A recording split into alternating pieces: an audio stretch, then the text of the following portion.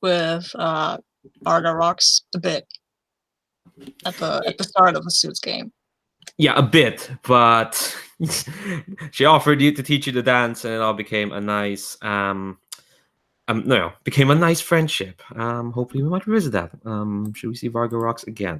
And why did I click podcast in the middle of that conversation? Okay, so we'll treat it as a cold open. Hi, hello.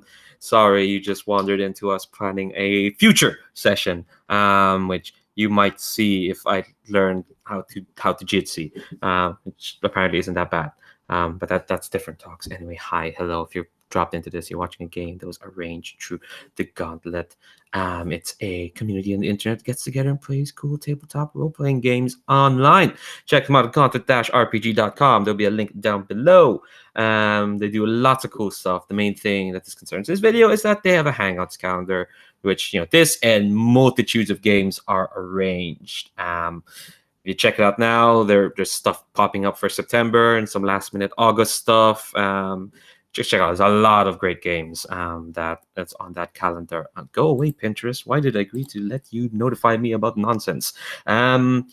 Yes, so this is session 10 of our quarterly of Masks, A New Generation by Brendan Conway. It's about teenage superheroes figuring out how they do as they punch people. Whether those people deserve to be punched, that's up to them. They're superheroes, but they're teenagers, which is a terrible, volatile mixture. So we're knee deep into our Suits playtest. We're reaching the end. Oh boy. Oh boy, oh boy, oh boy, oh dear. Although everything seems to be fine at the moment. And yeah, it seems to be going well for everyone. Let's get to know the characters we have here for today. Let's go. Yeah, Order of the Character Keeper. Unfortunately, one of our incredible players, Alan, can't join us today. He might pop up, hopefully. He's always good company. But yeah, let's start with you, Sabine. Tell us about yourself, your character, and the cool thing they did last week, of which that character had a list of cool things they did. Hello, my name is Sabine. I use any pronoun, and I'm playing the Serenade of Thorns, who use they, them pronouns. And it's a good opportunity for me to practice using they, them pronouns, because I usually don't. Anyway, the Serenade of Thorns is a weapon. They are the carrier of an ancient alien implant that has been put into them when they were quite little. And last time they decided, I guess, that they wouldn't be antagonistic to the implant, that the implant was an intelligence, that it had some sort of personality, and that they would harmonize, or they would grow closer, or something like that. Anyway, they're a teenager. They are sometimes a bit confused, but it was very passionate, and it convinced their murderous sibling, the Nocturne of Whispers, that maybe there was more to the world than murdering people at the behest of a weird cult. So now the Serenade of Thorns has a younger sibling that they might have to take care of, and that is probably a murderous weapon all by themselves, which is fun. And that's I think where we left them. Very cool, very cool. We'll get to meet that murderous sibling later. Up next, Robert, tell us about yourself, your character, and all the cool things they did last week. You don't have to include the bit where the origin of his worst shame was broadcasted for most people to see. You don't need to include that. I included that. I'm sorry, but yeah, tell us about yourself and your character, and the cool things they did. Hi, I'm Rob. I use he, him pronouns. I'm playing Kevin Ryback, otherwise known as Loki, who's a teen genius / delinquent who has most recently was weaponizing organ music against extra-dimensional horrors. It's a thing. That is very cool. I should probably mention that, yeah, this series we've been doing involves fighting interdimensional horrors called the Suits, which have been trying to kind of take over the shield of the setting Aegis into kind of their own weapon for turning Earth into their feeding grounds, although our heroes have somewhat put a stop to that. But they're interested in some people. One of those people is Eris's character. Eris, tell us about yourself, your character, and the cool thing they did last session. So I'm Eris, and I'll be playing Michael. Both are him. I think two of the coolest things I've done last session. I think the only two cool things I've done last session. One, holding up an entire church with my power.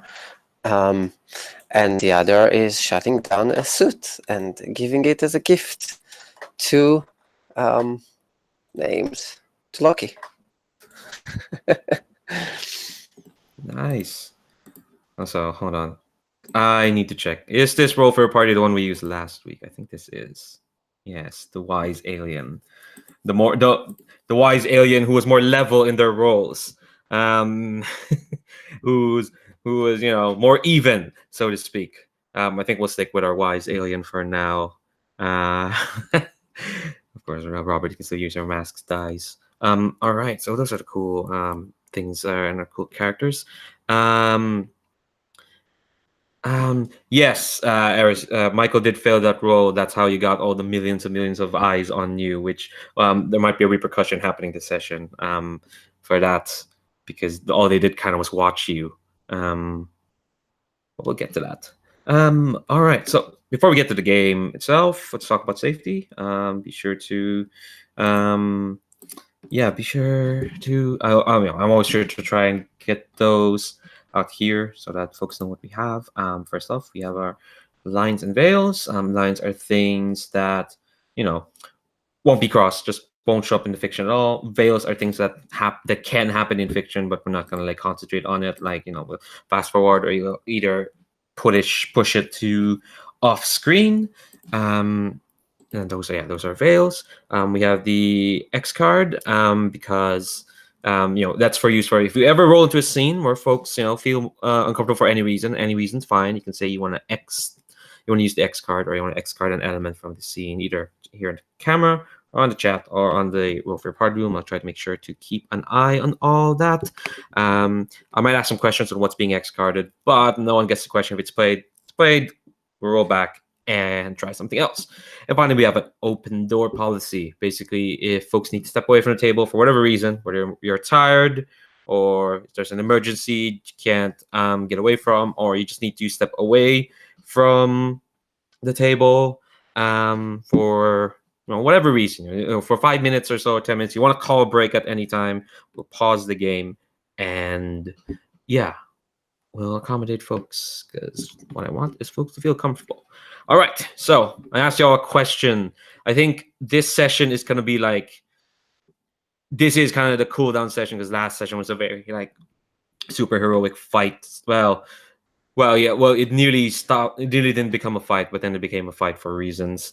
But so I'm kind of imagining, unless things snowball and escalate into a horrific degree, this is kind of we'll settle down and figure out where we are as people, as characters, as heroes, and where we're going. So I asked y'all what y'all want to see, or even what an idea for a scene y'all have. So this session is probably in the terms of chronology, it's probably happening in the next couple of days, or maybe just the next day or two. So yeah, who has an idea of what they want to see?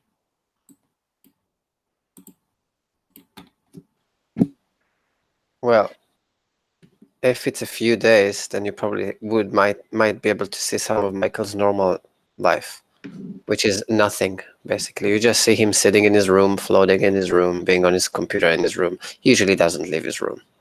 He's just all alone, usually. That's why he tried to push himself so hard into the team.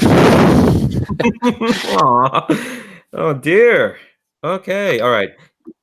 Can I ask where your room is, so that we would see that? Because I live at Eagle's headquarters. I have my room Yeah. there. So if you're there, then I might be able to see. Or So no, no. like he lives with his adoptive parents.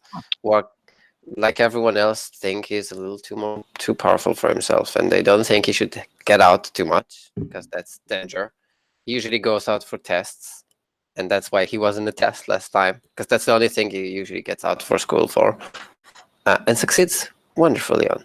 But yeah, he usually just stays by himself. He has everyone in his head all the time anyway. He doesn't need to have them in front of his face too. So yeah, that's what you probably see Michael doing. Nothing. Yeah, I have an idea for like to pick out some scenes in this like nothing state, but let's get to the other characters kind of like yeah. So I think that's kind of like the template of what we're doing. Yeah, let's get to like what's kind of day to day, and then we'll pick up scenes as people are interested and what they want to talk about. If you want like a scene like in the immediate aftermath of what happened, that's fine as well. I know Sabine, you have a lot of ideas apparently. And just to remind folks, like where we left off last session, yeah, it was Michael going home, and all the eyes on him, kind of leaving with a weird sense of like, man, this guy is quite something. And we are left with the Serenade, tucking in their murder sibling in Enid and Melissa's increasingly crowded apartment. Oh wait, no, we didn't end with Michael. Yeah, no, yeah, and I think we ended with everyone getting coffee at that 24-hour Starbucks, and Loki getting a nod and a salute from someone who looks a lot like someone who should be in prison. So that's interesting. But yeah, what's Serenade's state of mind after last session? I think they really want to talk to their murder sibling. Their sibling.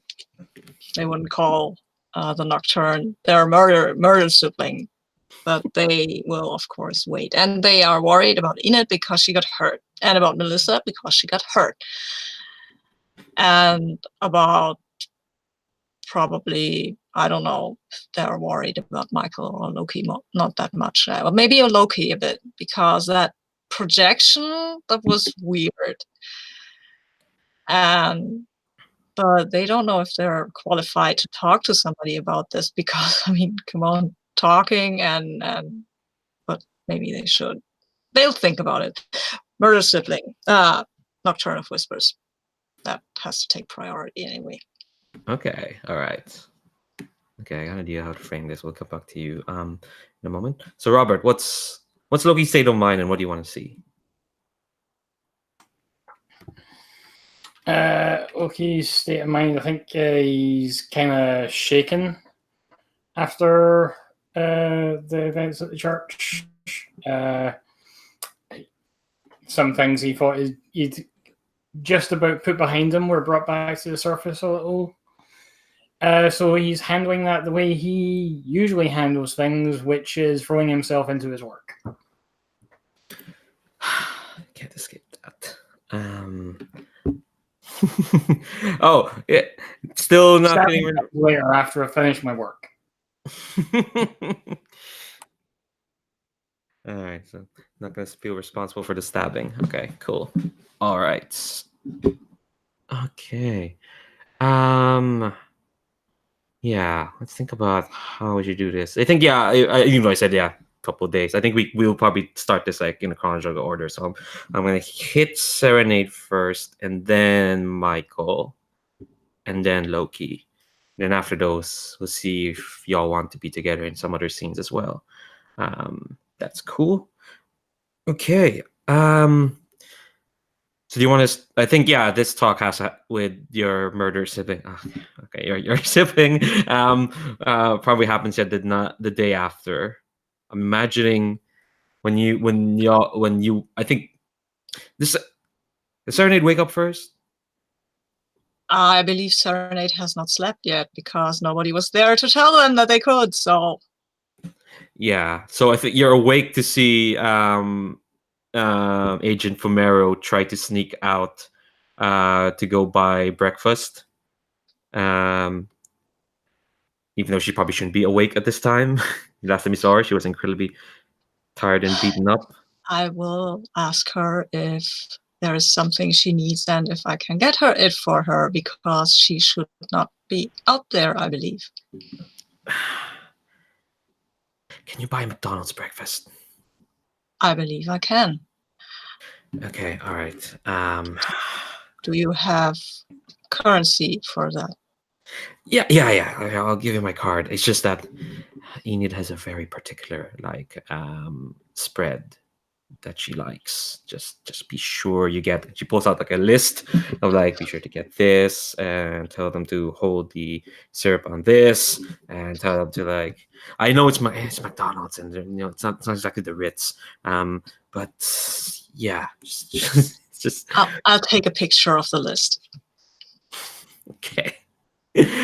All right, so you bought everyone McDonald's breakfast, and it's all fine. I think when you we're not going to complicate the buying of breakfast. We don't need to roll for this. I don't know if Serenade needs to like act under pressure. Buying food at McDonald's, well, too much coffee and too little sleep. Probably not, no. Yeah, I think when you get back, I assume Major Farmer gave you her keys and whatnot. Yeah, the apartment is kind of silent, except the Nocturne of Whispers has kind of woken up, and I think they wake up to like you coming back in, holding all the McDonald's. And I think they wake to a start. And I should write down in NPC tabs that Nocturne uses they them pronouns as well. Cool. Should note down everyone's pronouns there. I'll do it later. Hold on, I'm just gonna drink. They work to start, and they kind of stand up, and you can almost feel like the danger radiating, as if like, wait, where the hell am I? Or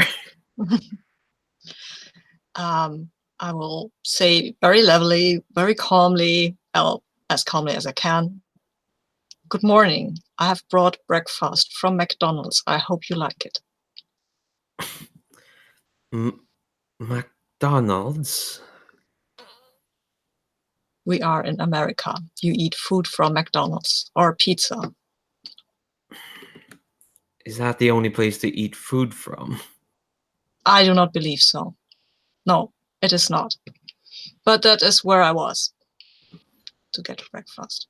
If you have other preferences, we will probably find something else. I don't really have a preference. I'll eat what you have. I think the danger's kind of like settling back in. I think you kind of see. I think what you see is that when you last saw them before they got possessed, they were very like confident. They had a shtick, they had a plan, they're ready to go. Well, now you see a 14-year-old in a suit, looking quite a bit lost. Well, yeah. I will try to pretend I'm an adult. Good luck with that. Yeah.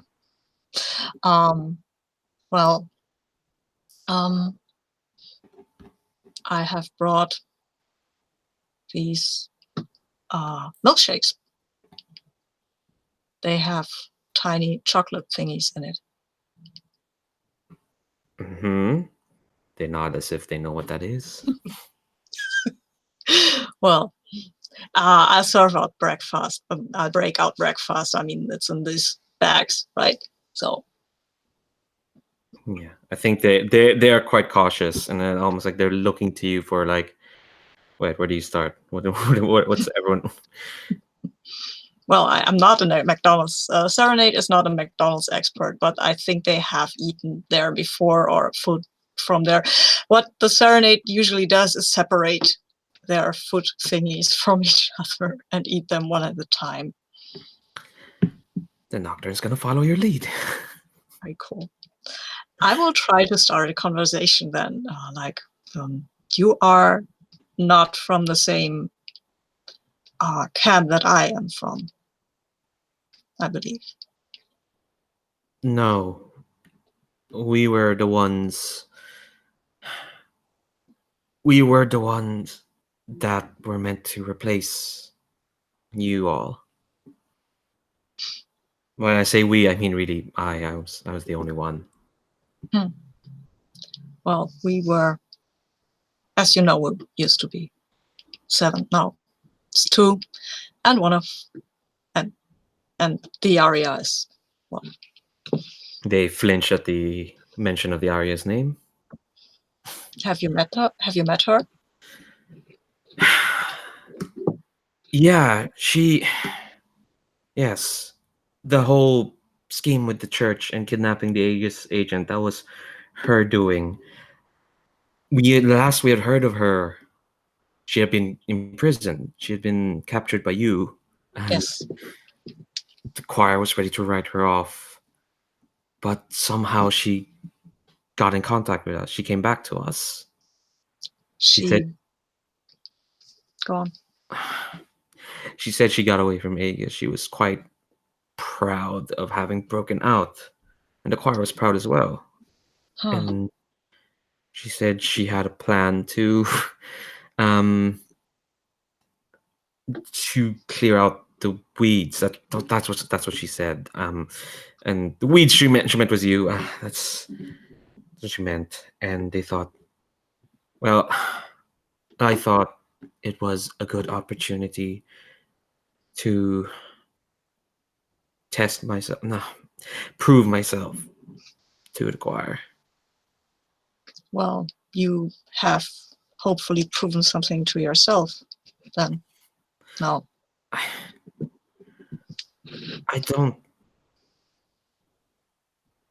don't know what that is. I don't know what I'm doing here. Honestly,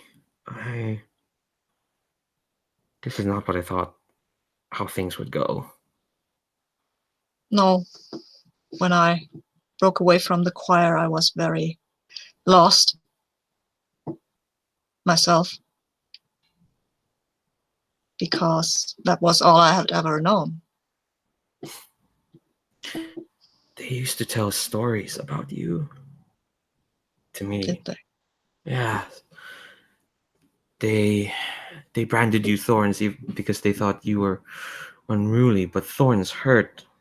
And they said that though you were prickly, you were effective. I am. That is the reasoning I was given by my mentor for my branding, I guess. They told us about what happened to everyone in your group. Well, yes. I thought they told me they created me to be their weapon, and they wielded me, and I thought that was how things were supposed to be. So then how did you break away? Like she's quite lost. Same, They're quite lost. same, I think, as you, by making a decision not to follow their orders, and then stumbling on from there. I don't feel like stumbling. I feel like I'm falling. Well, I wish I could say something very useful and wise, but I'm afraid that most of the time I do not know myself what is right and what is not. But I think that you, Nocturne of Whispers, you are a person, and you deserve to be treated like a person and not like a tool or a weapon. I believe that the same is true of me, or of us. Roll plus mundane, you're comforting and supporting this. Oh, damn. Oh, yeah, damn. You blocked your mundane too. I've You not chose to done lock that. that mundane. Yes, wait. But I have a move that I have a move to use danger instead, but You do? Yes, I do. Oh yeah. But I have to tell them how they've helped my recovery, but I can do that and put that in. I think I have almost told them how I've achieved my recovery and how seeing them as a mirror of, in a way, of myself that reminds me and that brings it back to me how I was, and I just can only hope that whatever I say has some kind of resonance in her. And then I can roll it with danger. Okay. All right. I'll accept that. And suddenly it's a lot less difficult. Oh yeah, I have 12. Oh gosh. So you can also add a team to the pool or clear condition yourself. I don't know if do I have. Oh yeah, I have a condition. I will clear the condition because my condition is guilty, and right now I'm helping some kind of implant person instead of killing them. So I guess I will actually clear the condition, and we have one team. Well, okay, we'll add more. Yeah. I think they're looking at their carefully picked apart McMuffin. I think they were eating the bacon, and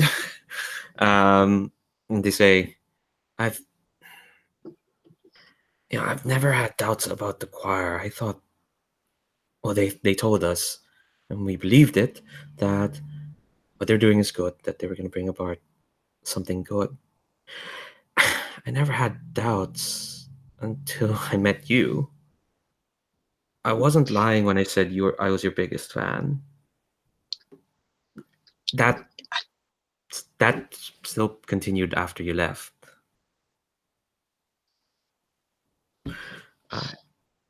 I never had any doubts myself until they told me to eliminate my team, and it wasn't easy.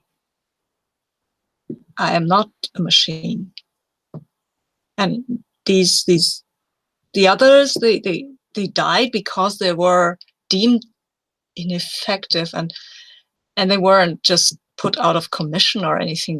They died. They were dead. There were hopes and dreams they had, and they were dead. They were gone, and that made me doubt the choir quite a lot, because they told us that harmony had to be achieved, and that was just the contrary of harmony.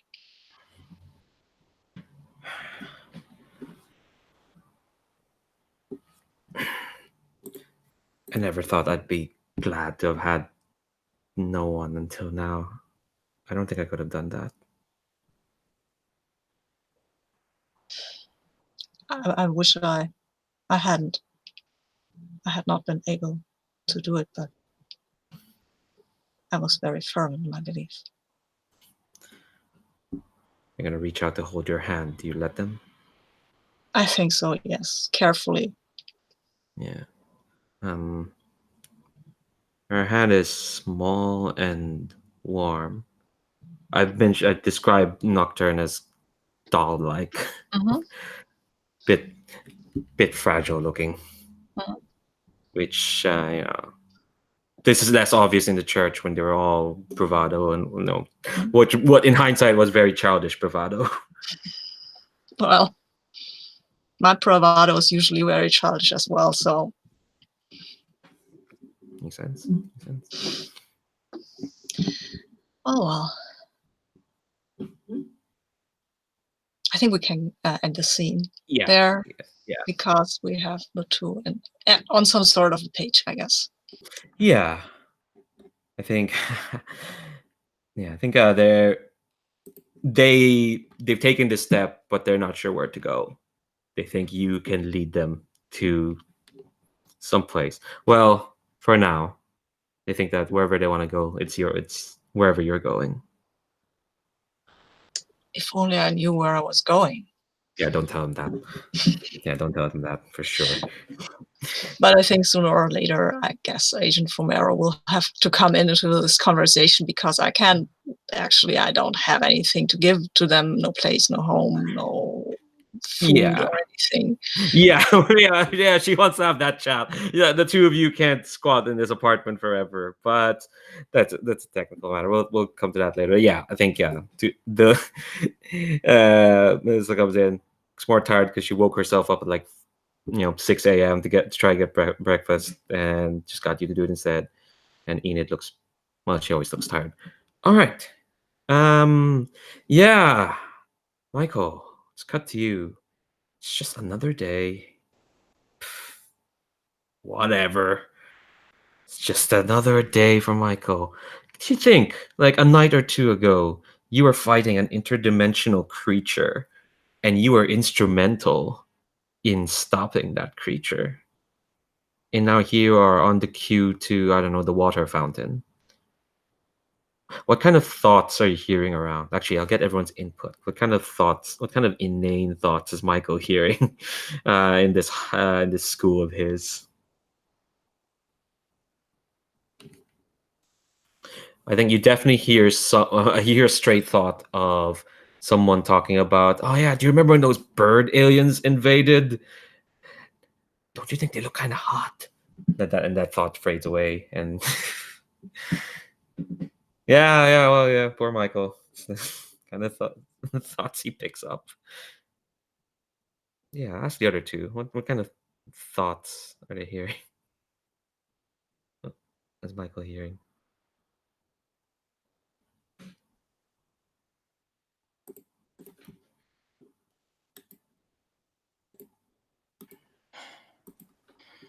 Oh man, I'm gonna flunk math. Yeah, that's beautifully small. Well, just thoughts from the neighborhood, right? Yeah, As Michael is going through his day. Yeah. Oh, okay. Yeah, I have it. Oh my God, do your business. Come on. No, there's nothing to smell there. Oh, just come on. And I wonder if Ross is faithful. I mean, he says he has too much work. I don't believe him, but I should trust it. Oh my God, what are you doing now? No, you can't eat that. That's gross. Michael, how are you feeling? Trying to ignore my brain. Basically, that's how I'm feeling. Trying to ignore it all. There's a voice that slips into your brain and says, "Yeah, it's hard having to deal with all that, isn't it?" But that another thought? Like I think to myself, because that was weird. Sorry, say that again. Your internet broke up a bit. My internet broke up a bit. I'm thinking to myself, was that another thought? Because it felt different. Well, of course it felt different. I am talking to you.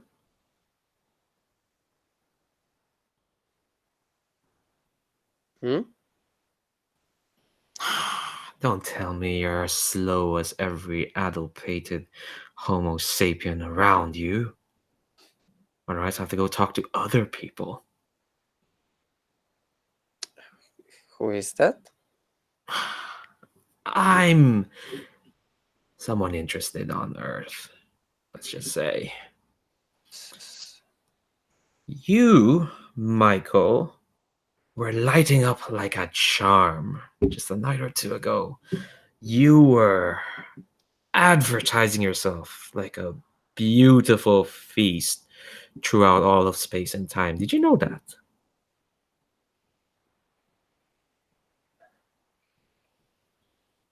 What do you want?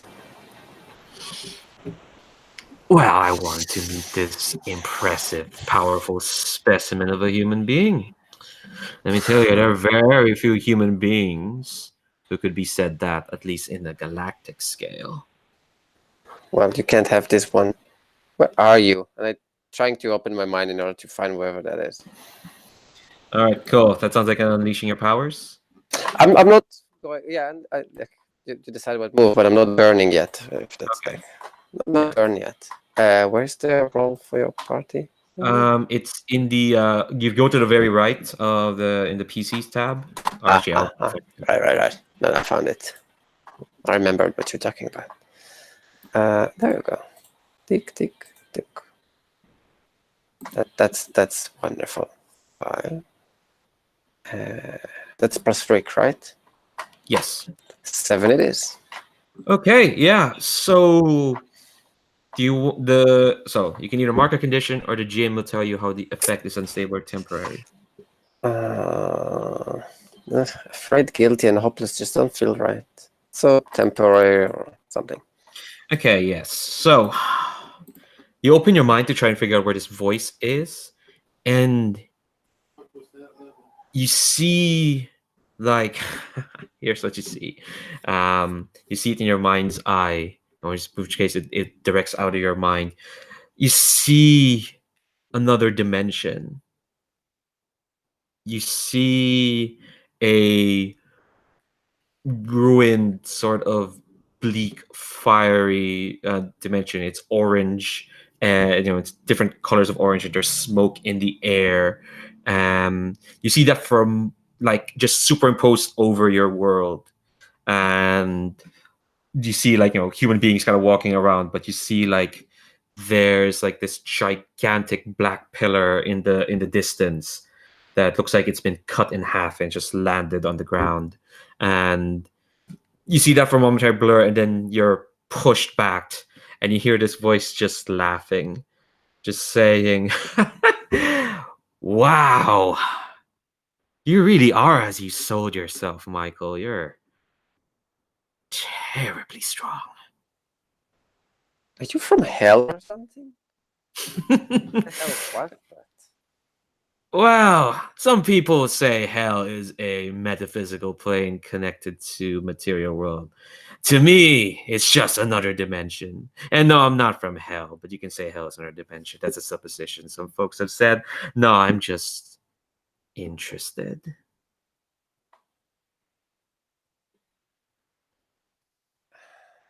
Interested in what? What do you want from me? Who are you?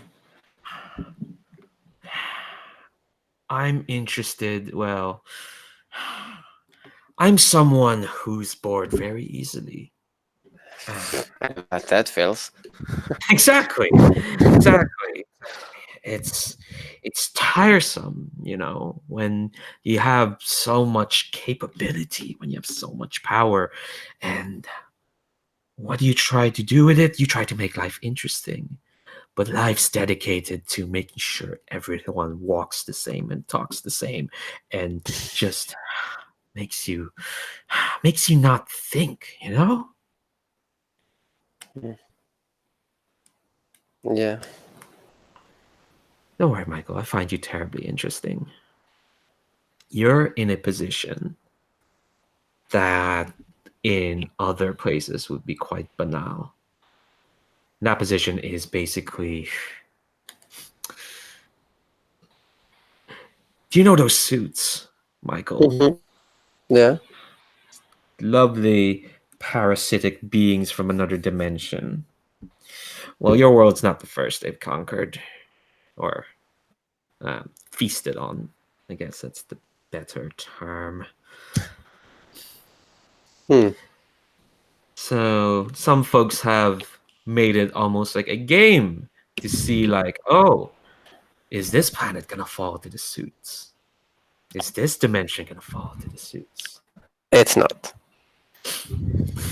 Oh, we thought that at the start. But then as more planets fell, it soon became, how long will this planet hold out from the suits?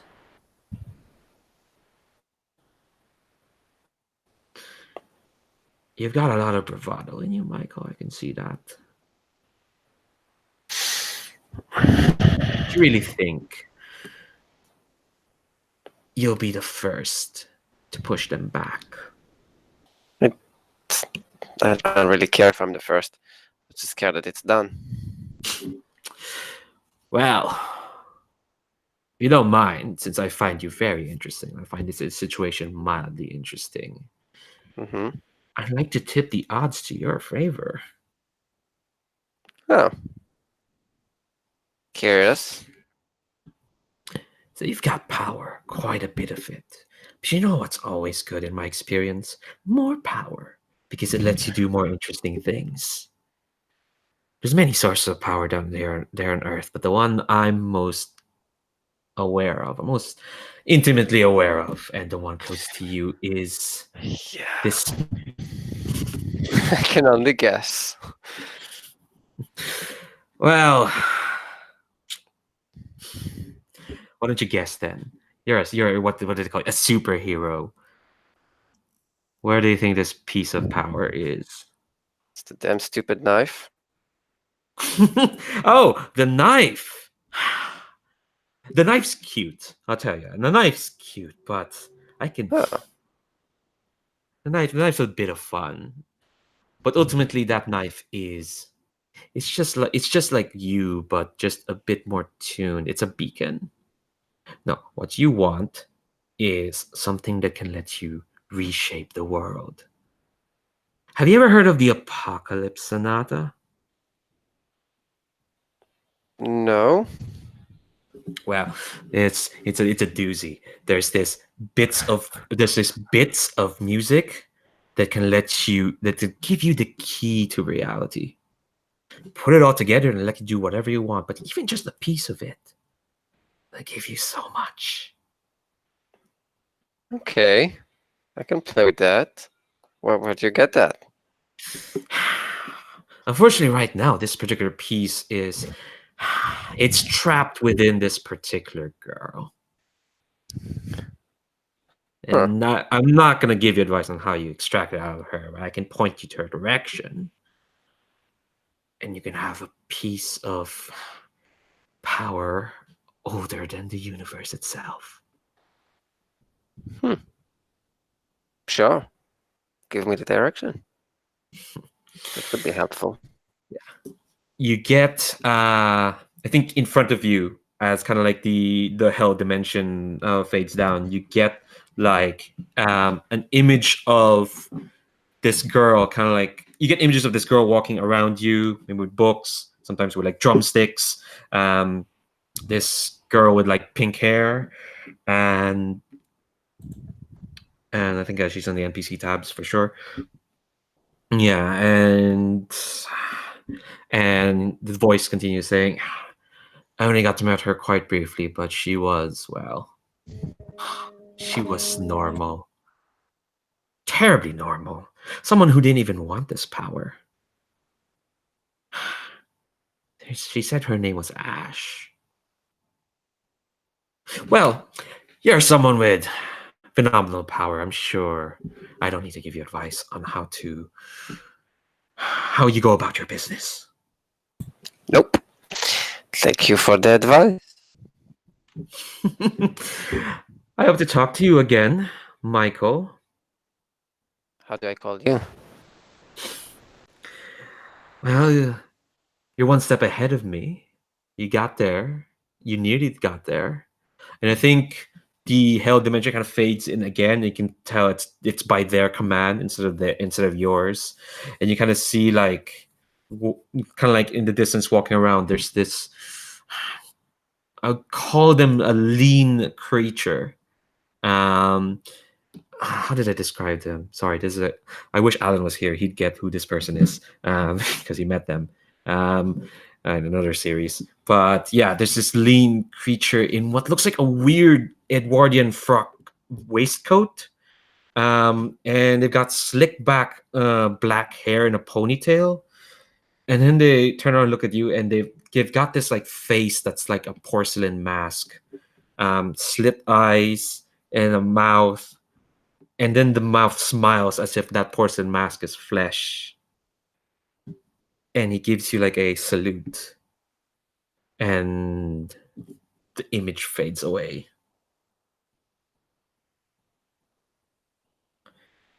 Yeah, seems very trustworthy indeed. Oh yeah.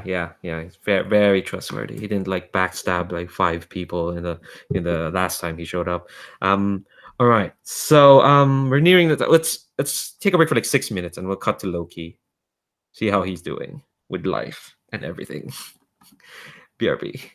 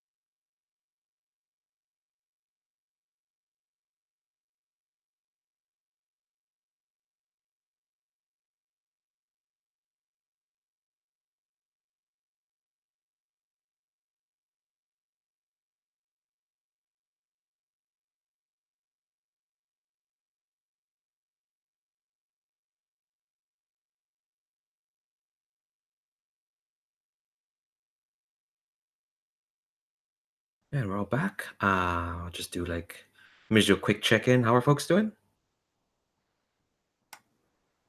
Right. Fab. Fab. All right. So, Loki, how's your week been? And what do we see when we like, when like, the when we turn to the next page in the comic book of this session? I think we see Loki visiting Agent Famero. Okay. Yeah, I think. Yeah, I think this is gonna be at her office. I think she's, or maybe not. She probably wants to go to the office, but Ian's like, no, fuck off. You're going back. You're staying in. Come on, just take a day off, for God's sakes, Mel. I think, yeah. I think that's, you probably call her, and that's like, she says like, I'm on my way to the office, and you hear Enid in the background going, fuck off, Mel, you're staying here. Look, there's apple pie left. Eat your apple pie. And Agent Farrow's like, all right, oh, there's a Starbucks nearby. We'll talk there. All right. Yeah. Yeah, I think Agent Romero doesn't look too bad. Like, she was knocked out and left on a picnic table, if I remember correctly. That's last session from the that fight. But she, I keep describing her as tired, but that's what she is. She looks tired. Whatever zest she had, it's this investigation is going on, and I think, yeah, she says, "How are you doing, Kevin?"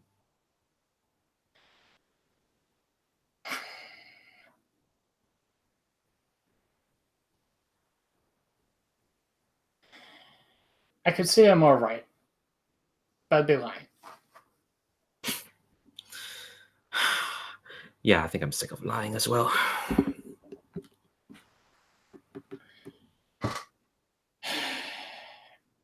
I've been thinking about what you said before about not worrying so much,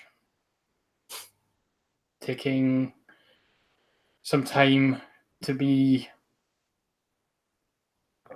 a normal kid. I wish that was on the cards for you, but normalcy was not meant for people like us.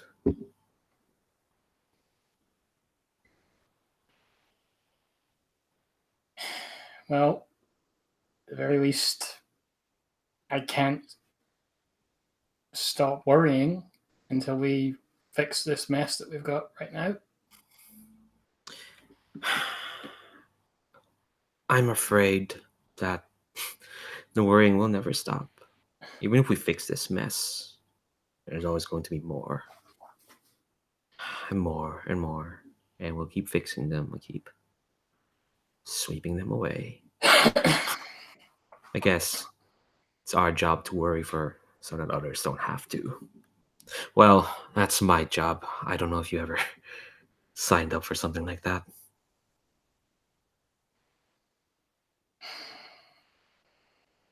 No, I didn't sign up exactly. I just stumbled into it. However you ended up here, what do you see? How do you see yourself getting out?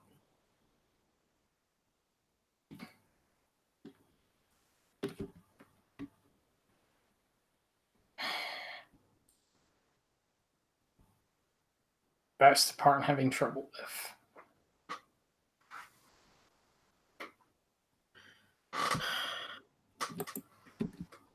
But this particular scenario, I have an idea how we can get out of it. I'm all ears.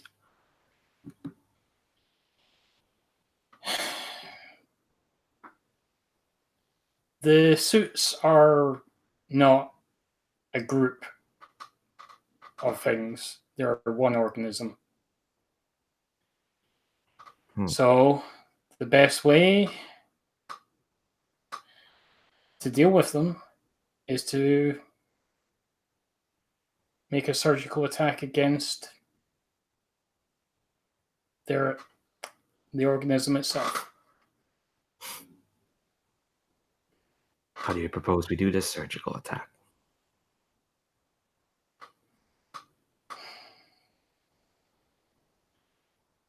I can create a device that will allow a small number of people to enter the suit's dimension. And from inside, find the central nervous system, attack it, cause it enough pain to withdraw from our dimension.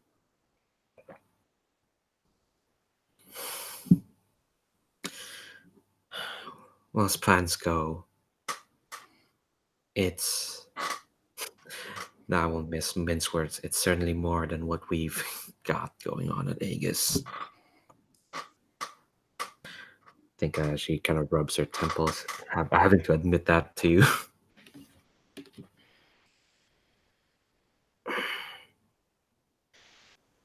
Do you have an idea of who this team of people will be? I do. I need to ask them. But before I start recruiting people, I need to make sure that I can do it. And I'm going to need Aegis' help with that. There are just some resources that I, as an individual, cannot access.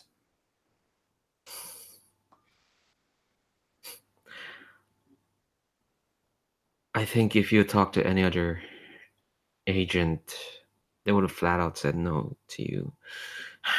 Your file in Aegis is quite a read.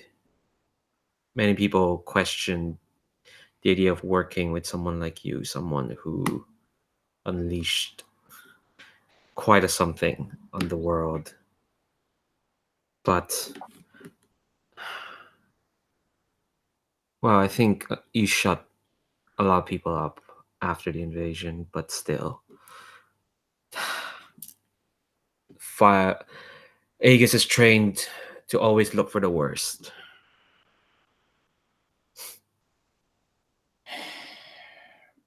With all due respect, Melissa, I don't think Aegis is in a position to judge me. Nah. After this, I don't think it's in any sort of position in the near future.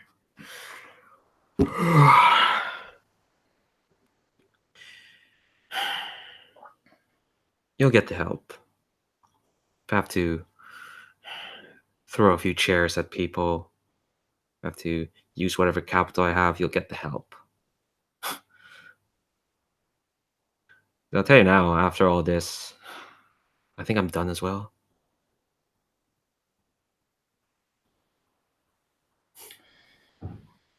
Here's hoping. I think she raises a coffee cup and clink it, I guess. All right.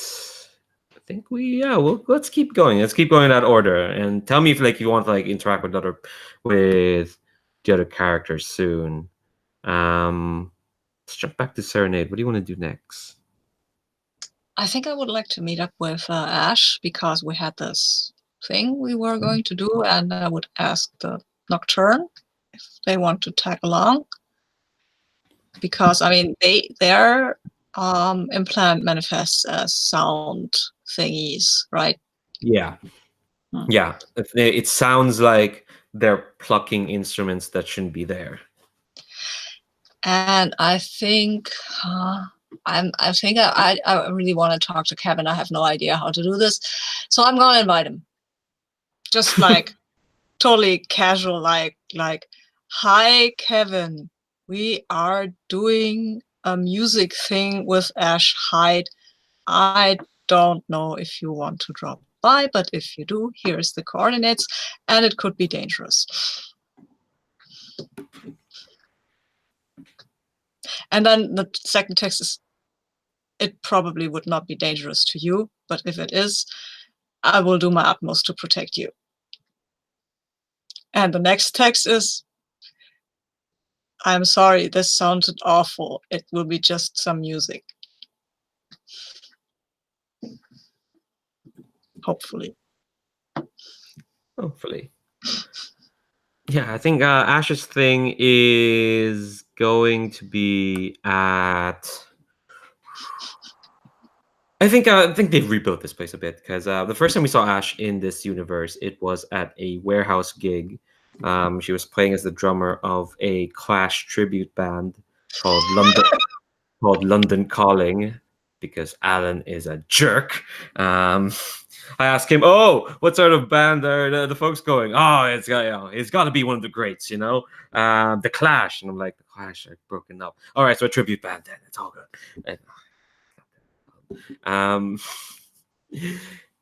Yeah, and I think this warehouse gig has been rebuilt, and yeah, I think when you and the Nocturne get there, there's not it's fairly compact. Like maybe like 400 people could fit in, and you can see on the stage there's like a set of drums, and Ash is sitting on the stage, looking apprehensive, kicking her feet, and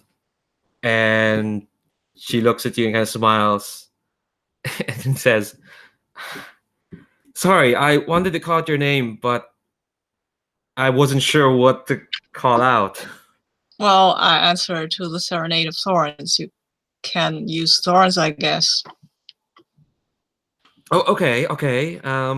Serenade or Thorns. Thorns. That's really cool. Okay. This is my sibling, the Nocturne of Whispers. We recently met and did not kill each other, so I brought her along. The Nocturne is just quick. Hi. I was just like, didn't kill each other. You know what? It's your life. It's your life, Thorn. We have a strange background. Well, couldn't be stranger than mine. Well, maybe could. Actually, no, there's stranger things in my background. I mean, you're the way she casually says it, you probably shouldn't, but like just having your dad be in league with a bunch of interdimensional parasitic aliens trying to take over the world. I guess it's a weird background. And Nocturne's like, wait, what? Parasitic? Yes, I think those are the ones the Aria is in league with now, and maybe now the choir will be too. So I guess I will not go and save the choir from the suits. Yeah, Nocturne's like, they're still following your lead. Okay, if you say so. And I think Ash and Ash's like, all right, okay, audience, not the worst thing. How do you want to do this? You are the person with musical experience, and also I have invited Loki. I hope you are okay with this, but I wanted to reach out to him, and I do not know how to talk to people. Okay. Yeah, maybe he seemed smart. He seemed really smart. Maybe we should wait for him. We're dealing with like cosmic stuff. Oh, he can play an instrument with keys, I think. An organ. He can play the organ. He did it very well last time I heard him.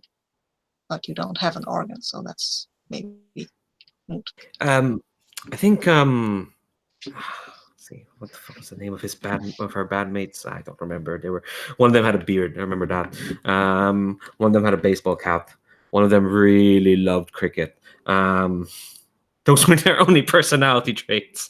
And yeah, I think it's like, well, I think there's a keyboard left behind. Maybe he can play with that. Anyway, we'll wait for him. He's. I don't want to like just do this and maybe unleash something horrible. And the Nocturne's like, unleash something. Okay. I know very strange people. Okay. Does she have something like what we have? No, she has something different. I think it's a piece of a greater song, but it's not an implant, and she hasn't had it very long.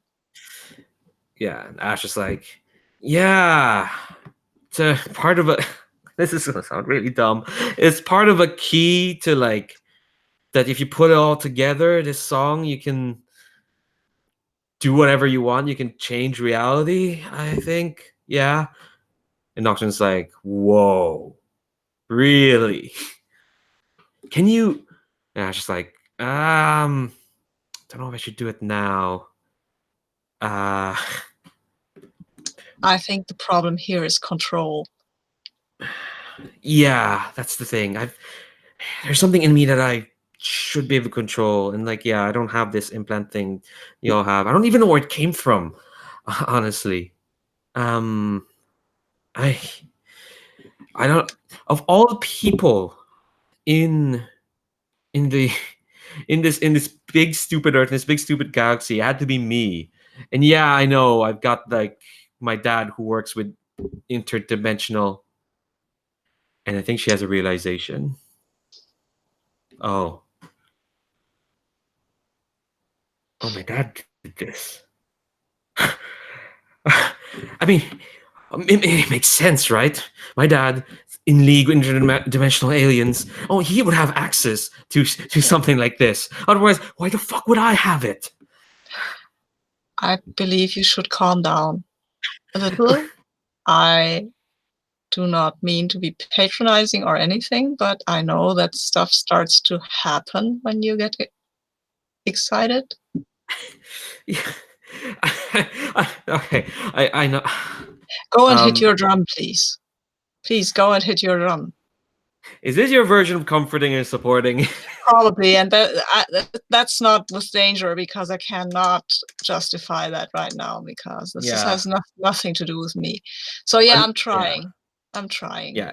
Comforting, supporting, or you can spin it to be a provoke if you want, unless you already rolled. Yeah, I would like to do a provoke, please. All right. Yeah, telling her to calm down. Yes. Yeah. Superior is a lot better than. Yeah, and you have a +1 because you have influence over her. Oh, cool. So then I will have +1, and what is my superior? My superior is 0, so I have a 9. 9.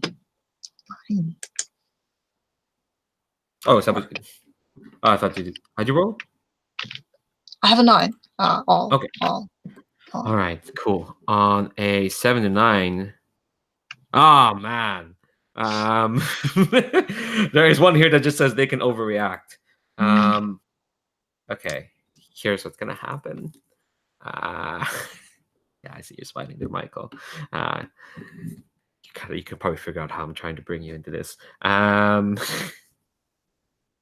I don't believe in hiding what I'm doing. Yeah, I think they try to calm down and say, yeah, you told them to hit their drum. They're gonna take one of the drumsticks. They're gonna look at the drum and says, you know what? Thank God you're in prison right now, because if you were here, this is what I would do. And she's going to hit the drum as hard as she could, and there's going to be a big bang. There's a big like wave of like sudden energy, and and it's gonna it's gonna brush past you and the Nocturne, and when it brushes past you, I think it resonates with your implant in a way that almost feels angelic. It's like, what if you can synthesize ode to joy in a feeling? And I think this wave reverberates. I think the Nocturne gasps when it goes through them. I think this wave probably hits you low key because you're quite close. You're probably getting there. And Michael, it hits you in a way that, like, I don't know. I think, what does phenomenal cosmic power feel to you? An itsy bitty space. No, I'm just kidding. I'm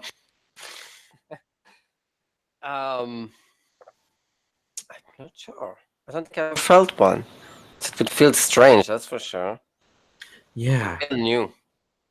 Yeah, that's the thing. You probably kind of felt a lot of stuff just by reading people's minds, just feeling all that. But yeah, this is like new, and it feels not delicious, but like the kind of around that vibe of that word. It feels exciting, invigorating.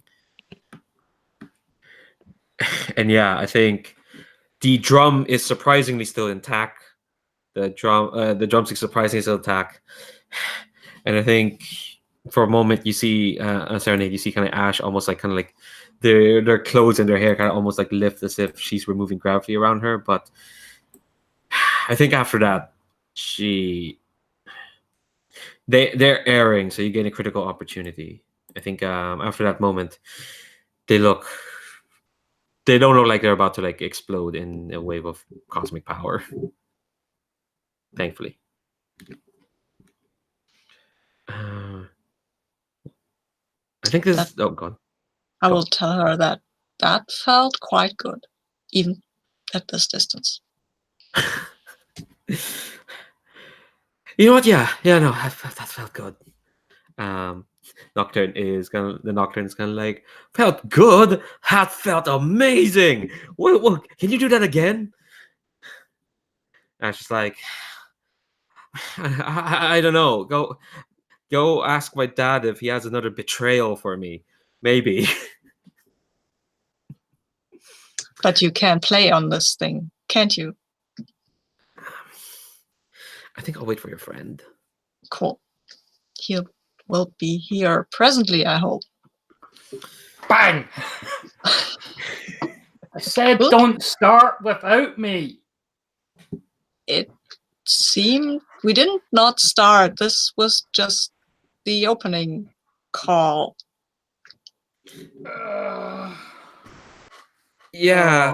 Sorry about that.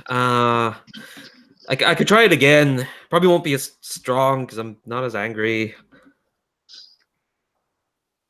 Yeah, please don't play angry. Okay. I don't really know how to play drums not being angry. Give it a shot. Sorry, most I know are Clash songs. They're not a metal group. Sorry, drop my mic there. Let's cut a bit to my... Oh, go on. Sorry. Oh, I would like to ask of Kevin, do you... I mean, I am aware that you play the organ. Do you have an instrument? Do you play this? I mean, I cannot, but... Oh, yeah, I used to play the keyboard when I was a kid. Okay, yeah, I'll grab the key. Do you want to play? I think we got a keyboard in the back. Sure. Cool. All right, I'm gonna do that. Get some water as well. Calm down. I'm gonna go. BRB, and she kind of like awkwardly walks off. I think Nocturne is once again playing Shy Kid and doesn't know what to say to Kevin. But before we get to that, cut to Michael. What are you up to now? You felt this surge. Did it feel like it's what that thing was talking about? Yeah. Yeah. I think it is, yeah. And he said that she doesn't even want it. Mm-hmm. Mm-hmm. That's what the thing said. Yeah, I'll be. That's how I met them. I was following some random power, so let's go do that. I'll go follow a random power. I do that. Okay. I think ooh, I think you're probably flying. I don't know you. Yeah, of Yeah, course. of Who course, walks? yeah, yeah. I think. Oh, okay. Here's what you see. You're kind of flying towards this warehouse, and you see a car pull up at the front, and you see two people get out. Actually, no. You see one person get out. There's this woman kind of holding on to a cane, and she's talking animatedly to the driver, and then you see her roll her eyes, and she leans in to give the driver a kiss, and you see the driver is Agent Corellios, and and the and Agent Corellios drives off, and I think you probably connected in your head that yeah, this woman in the with the cane is that girlfriend Agent Portia was talking about, the one who got stabbed by Loki. And where were they? Right outside the place where they're playing. Yeah, it's right outside the warehouse. What do you do? I would land next to them and be like, "Hey," because she knows me. Oh, hi, you must be Michael, she says without looking at you. Yeah. What are you guys doing here? Here to check on a family friend. I think she turns to you now, leaning on the cane. She's basically Felicity Jones. She's like, well, better question is, what is someone like you doing here? I've heard a lot about you, Michael. Really? Um. Um. Nothing in particular. Um. Wait, who is here? Well, if you're doing nothing in particular, Michael, then I don't think you need to know who's here. Mm, but I want to. You want to. Not many people say no to you, do they, Michael? And even if they do, it might as well have not happened. Yeah, it's Right. not very useful.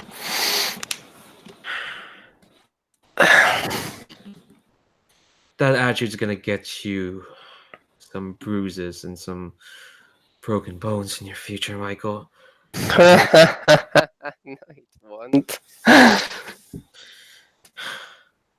Even with all your power, like, I could still notice you floating above us because you're sloppy, Michael.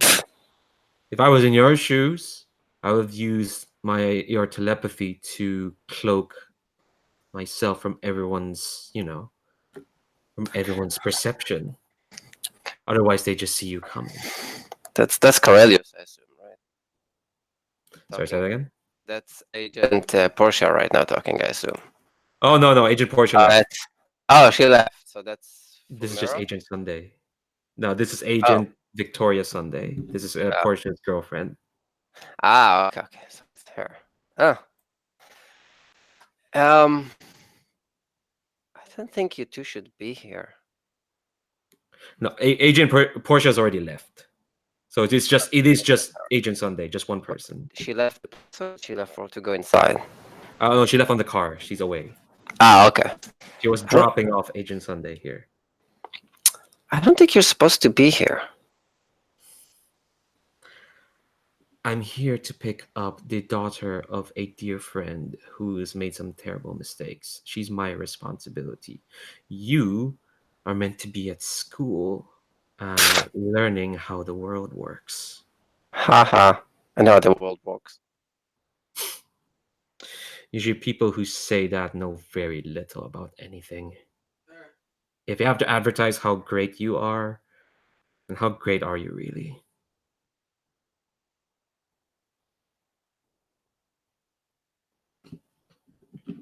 No worries.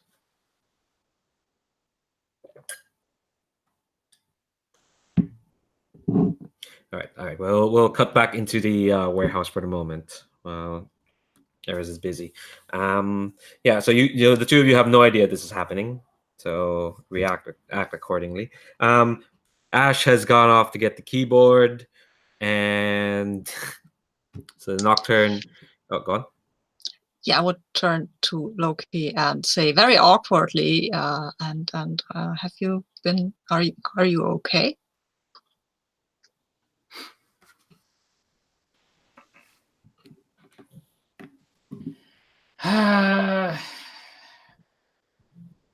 I've been there. I've been worse. Well, if there is anything I could do for you, you have always been an inspiration for me to find out that I needed to find my own way, I believe. And if I do not know if this is worth anything to you, but I think the world of you.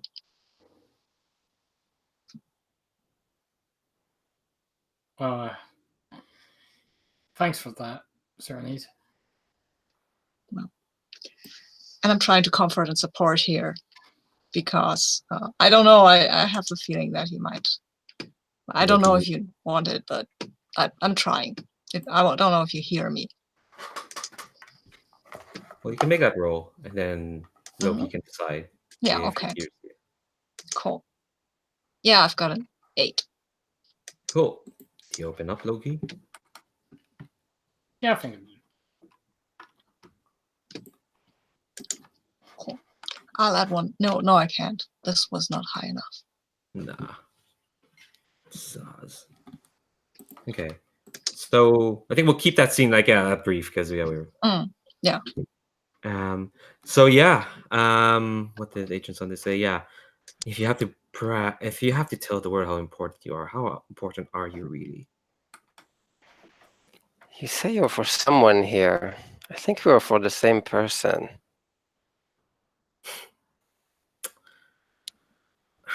Well, I know what I want.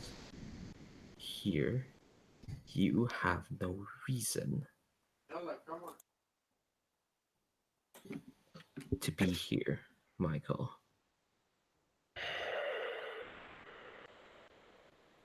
I kind of do, but you don't. I think you need to leave.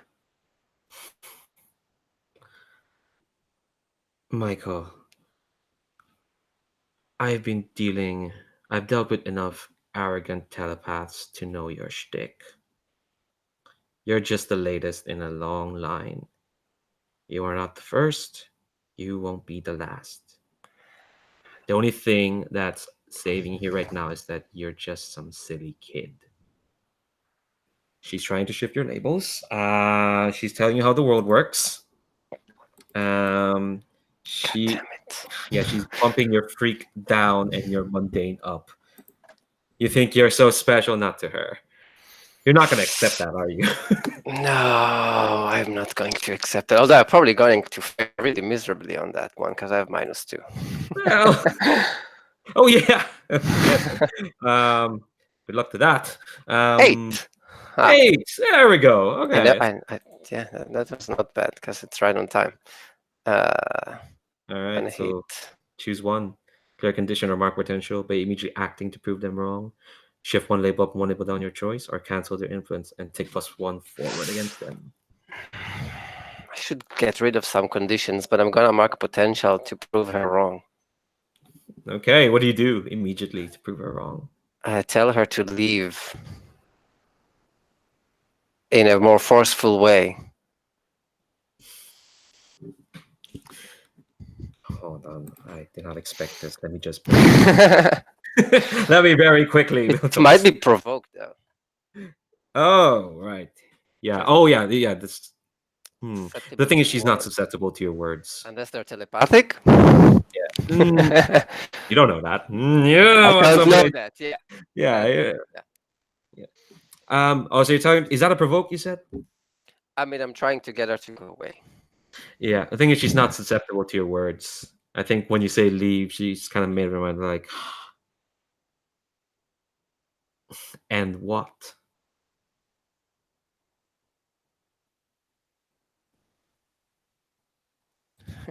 Yeah, I will start burning. Oh, what are you trying to do? Sorry. Burn. Go on. Yeah. Burn up. The purple glow begins. I have +2, I believe. Yes. Oof, that's gonna be stressful. Yeah. Ooh, at Nice. yeah.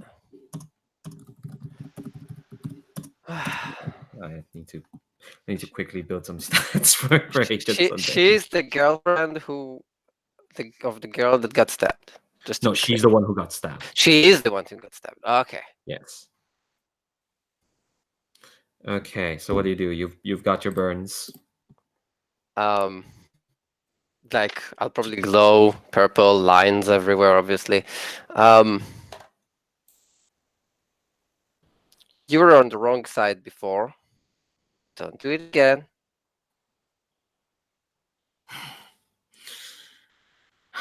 Children.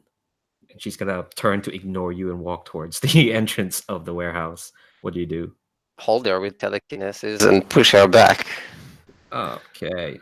Which one is that? That's not one of the specific burns. That's just one thing you do, right? Yeah, just using my powers. Okay, cool. All right. So you're not directly attacking her. So this is No, not yet. Okay, so this is a bit of an unleashing. It's Okay. Let's see how you do. Roll plus freak. Eventually I'll fail. Eventually I will. But not today. 7, 8, 9.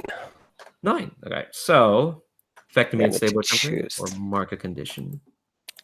For now, I want her to stand in front of me, face to me, but it can be temporary. Like, just pull her to me for now. Yeah, that's a little bit more up to us. I think she's still quite calm. Like holding to a cane as you pull her towards you, and she says, "Michael, do you really think that I have to do anything here to hurt you? You can do whatever you want to me, but you realize actions have repercussions. We live in a world. We don't live in a comic book. What you do to me will have consequences. So I'm telling you, Michael, be smart if you're capable of that." I am smart. Well, hopefully. And I am trying to do something that will help us all. And you're standing in my way. What can you possibly do to help us all? Let me do it. I'm. Don't you feel it? What I see is some tempestuous boy who's a threat to one of the few people I have left in this world that I love. I don't want to hurt anyone.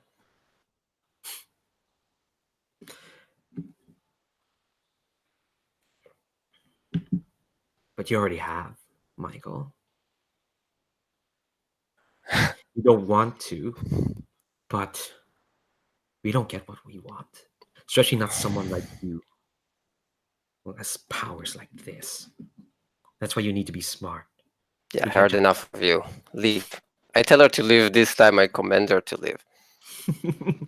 Oh. I think that would be the attack. Okay, all right. Yeah. You're directly engaging with words. I'll say that now because you can't provoke her. She's not. She's standing her ground. So roll plus danger. It's gonna be. Eventually, it will be bad. Eventually, but not today. Still not today. 9. 9. All right. Pick one. Yeah. Can I take away our wheel? And make her do what I want? What's that? Say that again. Can I take away her wheel and make her do basically what I want? Her wheel? Like take something from them, like her ability to act on herself. Oh, sorry. I heard wheel. I heard wheel, and it's like, wait, does she just? Yeah, no, okay. wheel. Yeah, okay. Wheel. Yeah. Okay. Yes. Okay.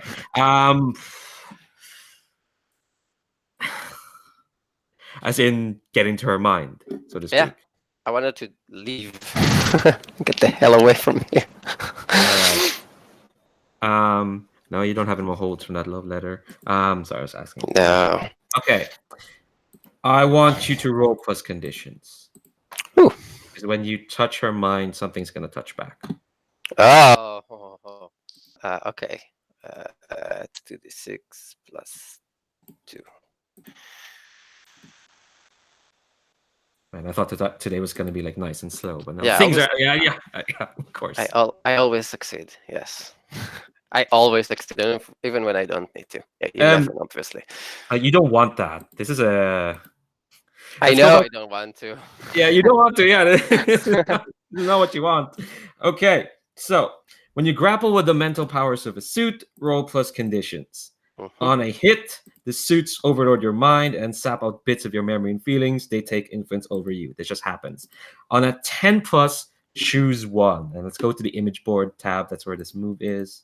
Your mind shuts down in an attempt to drive the suits away, pass out from the scene, and be removed from the situation. Your powers go haywire in an unpredictable fashion, threatening those around you.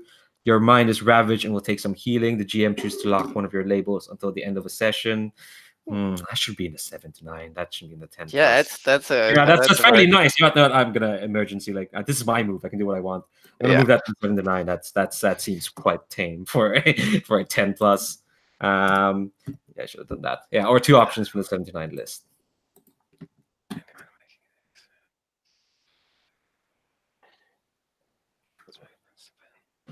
And I can take 2 from 7 to 9.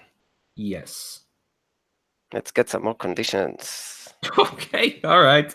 So that's 1. And you're welcome to lock one of my. Okay, all right. Which one? Yeah, your labels are fairly good. But oh god, yeah, they're very. I'm gonna do guilty because I don't actually want to attack anyone, and hopeless or afraid. Okay, all right, yeah. I don't know. Are you afraid of? Okay, let's describe what happens when you touch this suit's power. Yeah. So you try to go into her mind to tell her to leave, and that oily energy latches onto what to the whatever energy you had, and it like floods into your brain, and it's like it's invasive. It's like you're trying to shove an arm through a sweater vest sleeve that's too small for you, but you're trying to do it because it was a Christmas present and you're trying to be nice, except the suits aren't nice. So they're shoving that arm really hard. Basically they're flooding they're flooding your mind, and you hear them hiss "Beacon" as they kind of get into your mind. So do you feel afraid or hopeless? I would say hopeless more than afraid because I've already dealt with one of these and I've made them free in place. So I'm gonna do it again eventually. Yeah, and I think, I can just lock any of your random ones. I don't know if you're not. Let's see, you're not gonna try and cover support people. It doesn't seem your type. You might need to defend folks. I think I'll lock Savior for now. Just bolt that for today. So you probably get a -2 from that anyway. So how do you stand firm from that attack? I feel the suit coming into me, and I immediately would try to do exactly the same as I did last time, as it goes in my brain, and make it solid. Yeah, I think they've learned from that trick, and because you don't have any more holds. They learned from it. So I think I assume. If you want to do that, okay, all right. If you want to, okay, all right, okay, all right. So I think this is you want to freeze him in place. Okay, I think this is you're directly engaging. Ooh. For sure.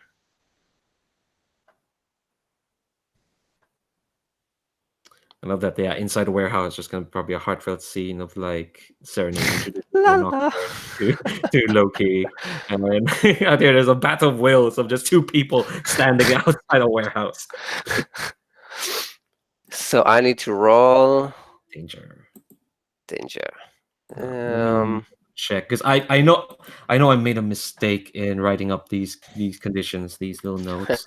Check. Yeah, if you're afraid, you take a minus to directly engage. Yeah, I didn't take it. So Oh, you didn't take a friend. Yeah, I forgot. yeah, not Oh, yeah. afraid. I know I can take on those things. Yeah. Oh, So yeah. Oh, I'm confused because like it's flipped. Angry and afraid are flipped in this character keeper. Yeah. Roll. Go ahead. Roll danger. Eventually I'll fail, Eventually, but not today at Yeah. 10. Yeah, you're doing really well. What? Why did we move to this dice roller? I never failed. Yeah, you just I never don't think I've failed. ever failed. Bad or good, yeah. You must have. Otherwise, how did you get that advance? From end of session stuff. Oh, okay. Fair enough. Yeah, fair enough. Yeah. Pick 2. Yeah. Well, I wanted to freeze that thing. I don't know what that would be. Take away their mobility. Take away their. Yeah, I guess take away their ability to do to act. Resist and avoid their blows because I think it can't take any more blows right now. Good. Yeah. I was gonna say if you didn't take that. Right. Yeah. I'm almost maxed out already. I'm fighting a suit all by myself. Fun for me. Actually, hold on. I just realized something. Actually, no. I'll let you have that because I don't want to dick you over because I just realized the suits have influence over you now. They could have used that to give you a -2. But you know what? No, we talked through that. I'll let you have this. Because I don't want to be like, no. The last minute that we just talked about has been redacted. No. I'll let you have this. And I think as you kind of like push back, you mobilize the suit, and you see Agent Sunday freeze up, almost like just in your control as your command you sent in leaks into her brain as you push away the suit's power because they're immobile, they're taken away, so your power is just pushing them away. I need to like mark stuff here. Okay, I'll mark that, and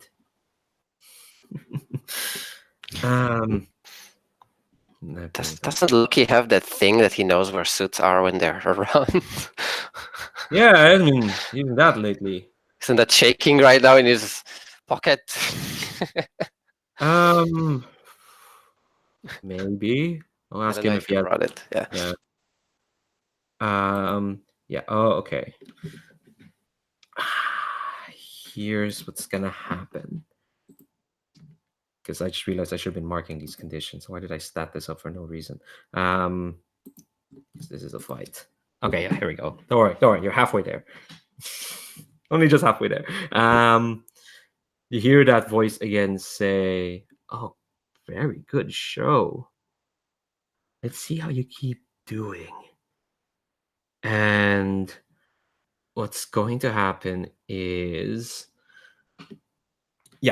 on the Agent Sunday kind of like is frozen in place. The suit's attack on you is stopped, but she's kind of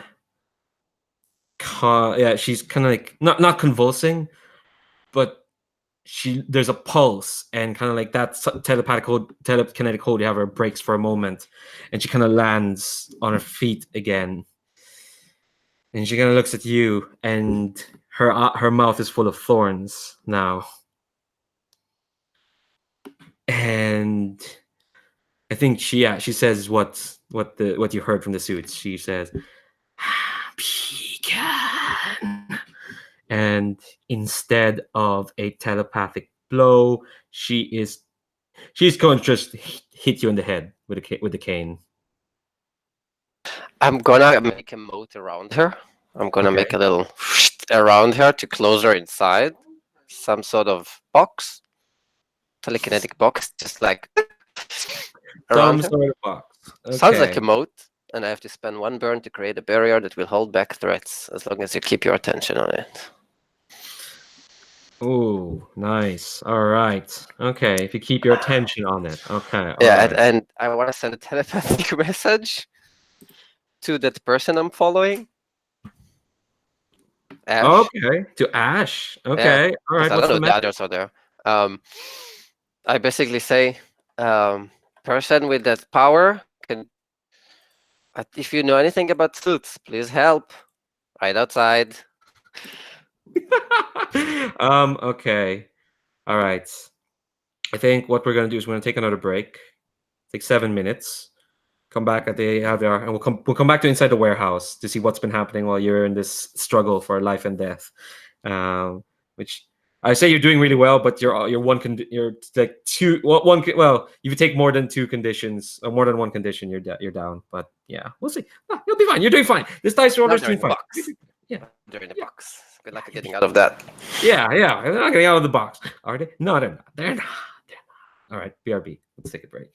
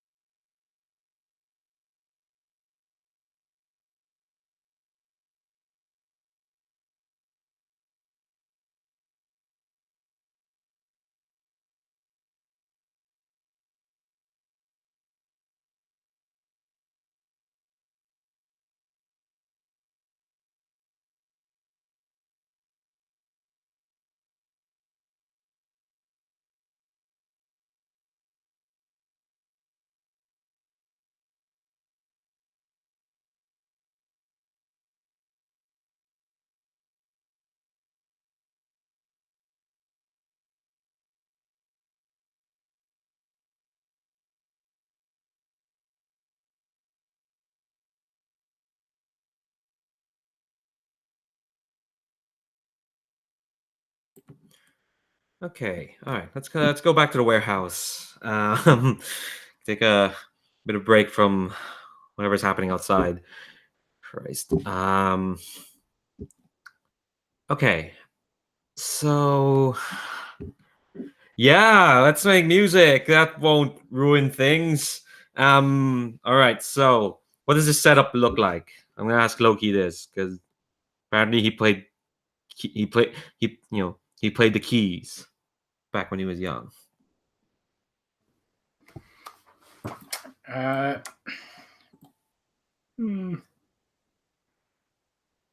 Say, I think Loki is set up like there's, there's like some sort of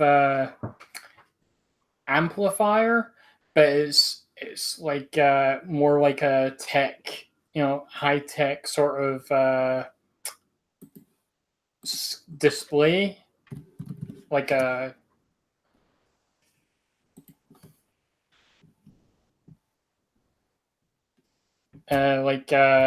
it's basically like a D3 scanner, but for playing the music. Okay, it's picking not. up. Yeah. Okay. Nice. I think Ash is like, is this all necessary? And Nocturne's a bit silent. They are a bit boggled by all this. So I don't think the Dreaming Heaven Choir were that high tech. They don't feel like that kind of people. Oh well, they must have some tech because they were able to put some dampers on the implants, and that's very high tech. But it's possible that they didn't encounter any of this in there when they were raised. Yeah, maybe not. Yeah, not like what Loki. So yeah, as long as the as long as the LEDs don't go red, we're good. If they go red, stop playing. Seriously, stop playing. Yeah, okay. I know. Okay, it's fine. It's fine. Says Ash. I think she's also brought out some seats so that y'all can sit down and watch this.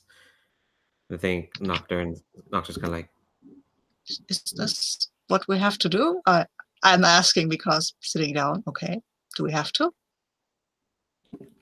well, actually, out of character. What you want to do something with your implant as well, right? Sure. Oh no, I was asking out of character. Like, where you? Yes, I do. But I think Serenade is not yet aware of what they want to do because when the music starts, they will start using the swell of the implants sounds and make them come out like it's a bit like beatboxing actually. Okay. Only with more naturey wave and wind sounds. Okay. All right. So I think yeah. So Ash is gonna settle in front of the drum kit, and takes a deep breath, just and starts beating out a simple tune. Just like, it's very simple.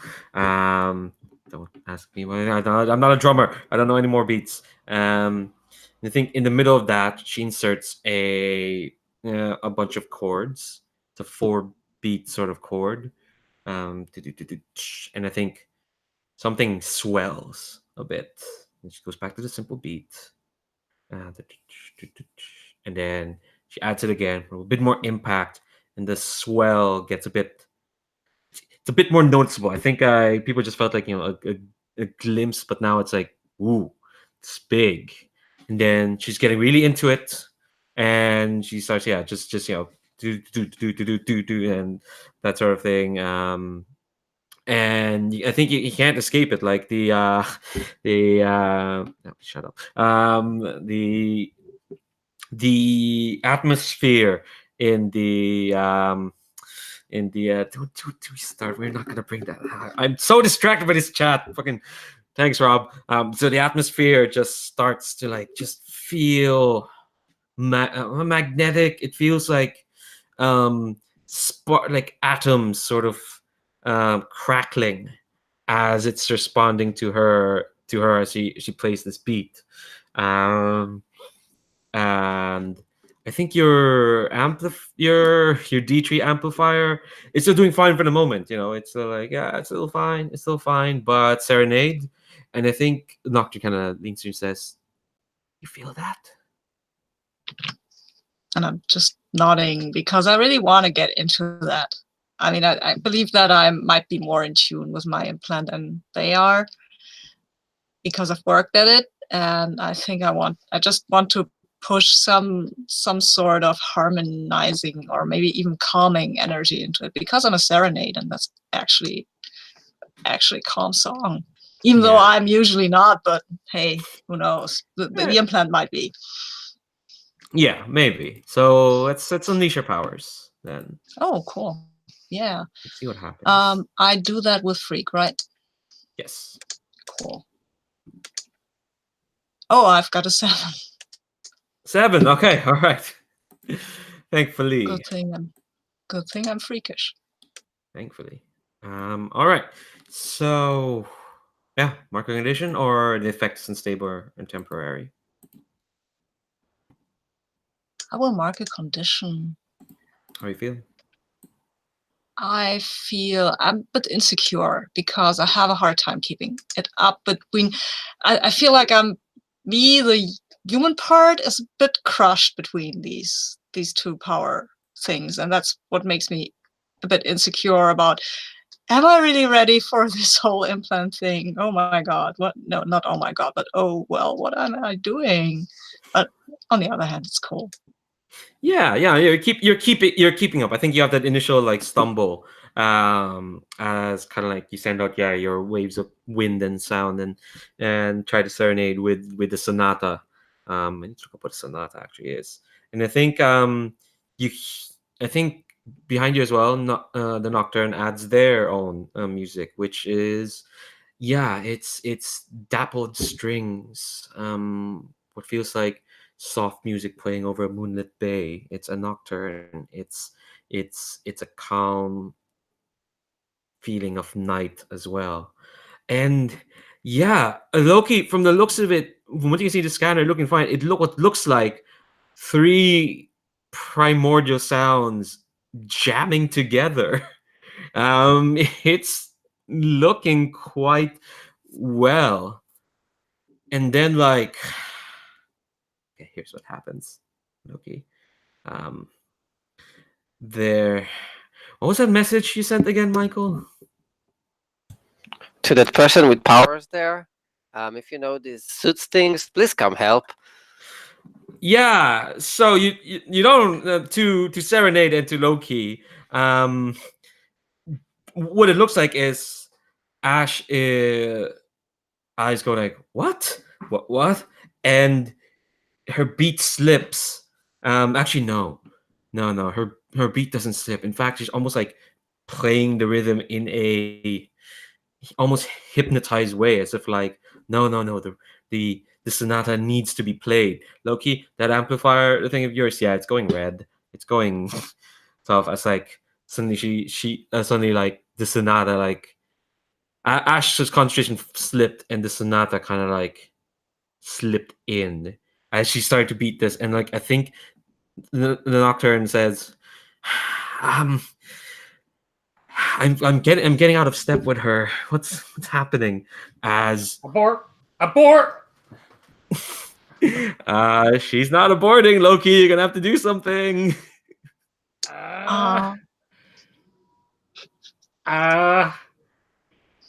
Oh, I'm gonna punch her in the face. Yeah, that's what I thought you'd do. All right. You sure you're not stabbing her? That's not a drive. Stab someone you probably shouldn't is not a drive, unfortunately, but punch someone is. Okay. So cross off that drive because this is gonna happen. But the role I need is like this. Is this kind of a defend? You're muted. Rob. In a roundabout way, yeah. Who are you defending?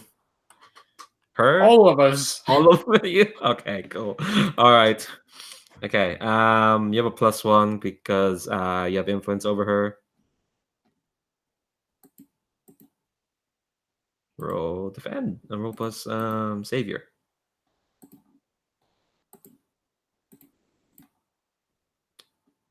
Oh no. What you got? You're muted. That's a 5. Okay. Mark potential. Do that. A couple of things happen. Michael, you send that message, and what responds is noise, music, just a big blast of sound. And this is going to be take a powerful blow.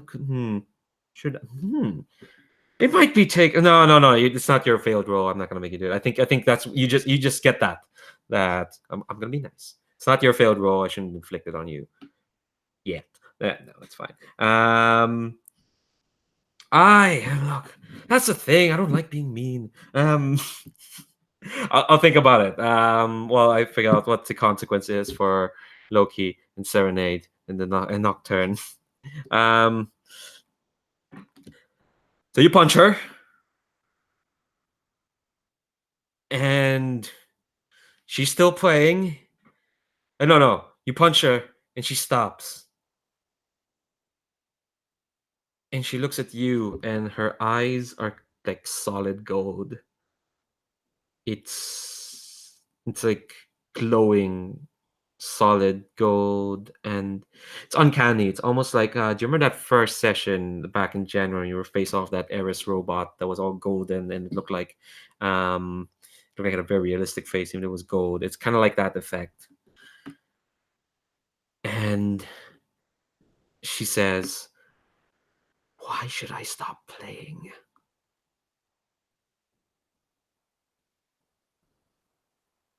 I feel like I can do anything. Yeah, and the music is still going, even though she stopped playing.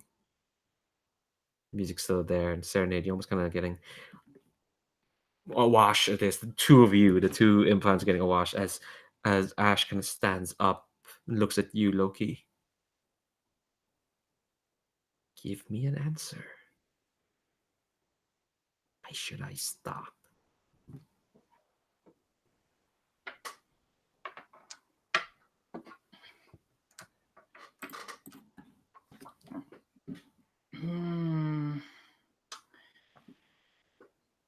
Because the damage that you could do is immeasurable. There are still people that you care about in this world, right? You don't want to hurt them. But I don't have to hurt them. I can do anything. But you're only just figuring out how to use this. I can figure out soon enough. I'm tired of waiting. I'm tired of being uncertain. It sucks. I'm tired of being betrayed. I'm just tired.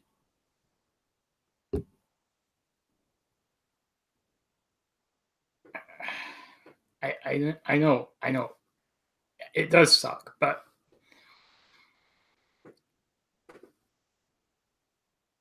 you have to. Nothing improves if we don't keep trying. Comfort and support. I think that's the one. I need a roll to see where to go next. So I took influence over her. Yes, I got +1.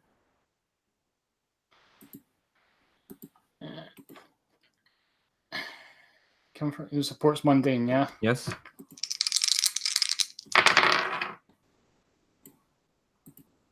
8. 8. Okay, the hit, they hear you. Of course, I get to choose if they open up to you, but they hear you. They hear you for sure. And I think her voice softens as she says, "Are you still trying?" Yes.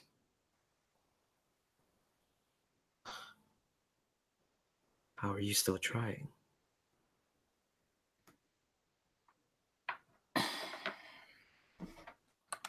Because people are.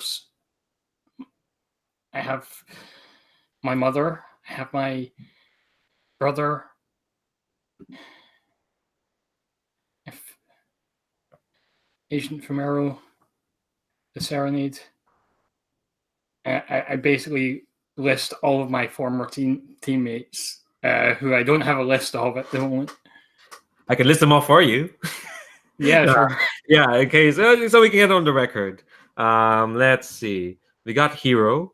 And I think in the comic book, yeah, it flashes back to them as well. Hero, played by Mikhail. So only for one session. We've got Turn, played by Louise, who is Turn, what a fucking delinquent. Really loves Stephen Sondheim, I think. Oh no, they love Andrew Lloyd Webber. Oh no, they love Sondheim. He was a drag queen, I think. Let's see. There was that guy Slipstream. Oh wait, no, you weren't there. You weren't there for the island fight. So it's fuck. You don't know Slipstream. There was a duo who had that slug, who helped you fight the Tangi. There was Spectre, and the duo was played by Tomes. There was Spectre, played by David, who we met last month. There's there's the Glorious Gecko, played by Asher, who was a Glorious fucking Gecko. Christ in the mic. There was Everlast, played by Michael Mendoza, who y'all helped take down her cult. There's Michael. Here's where you insert Michael. Actually, no. Yeah, there's Michael. Was at that auction. Yeah, and I think it ends with like the folks you've all kind of fought with in the most recent times. So there's Regicide. You remember Regicide? Ah, yeah. I should remember Regicide. Um, scion of interdimensional conqueror. There's Vargo Rocks, who isn't there anymore. There's Jamie, and and there's Freak and Sim, and there's Freak. You list all those people somehow. Yeah, I list all those people except Freak. Ooh. I have so many people who I want to keep safe, and one who I think of every day I consider giving up. One who didn't give up, who fought to the end. You know him. His name is Michael. But you know him as Freak. I think when you mentioned Freak, tear comes out of her eye and she says, I was so rude to him. When I met him, he was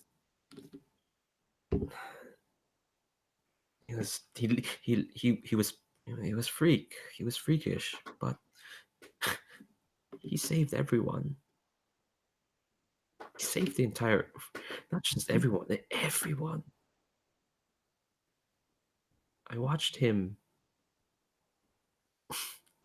give it all up for everyone. I don't know how he did it. I don't know how you go into it not knowing if things would work well, but knowing your time is up.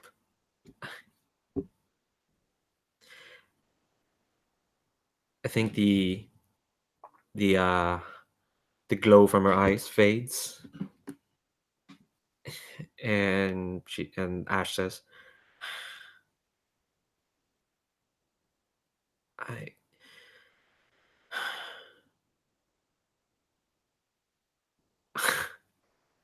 I was a horrible person to him. I wish I could take it all back. Yeah, I know how that feels as well.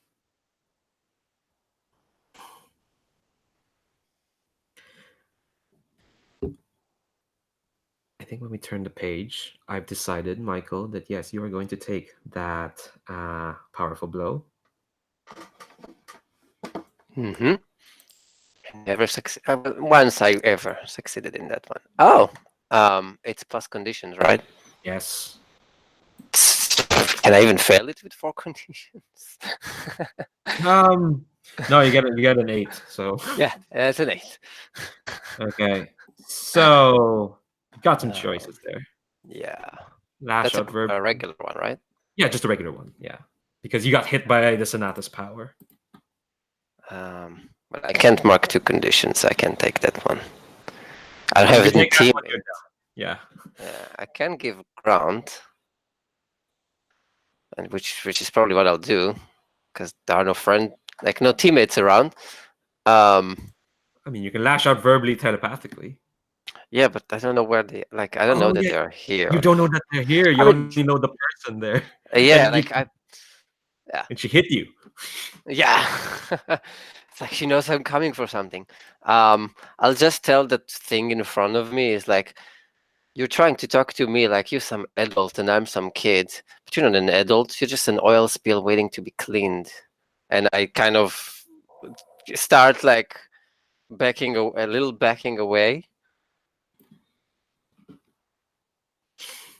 Yeah, I think you're giving ground, right? So Yeah.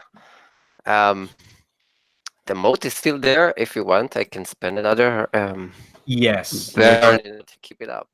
yes, you're going to have to, because because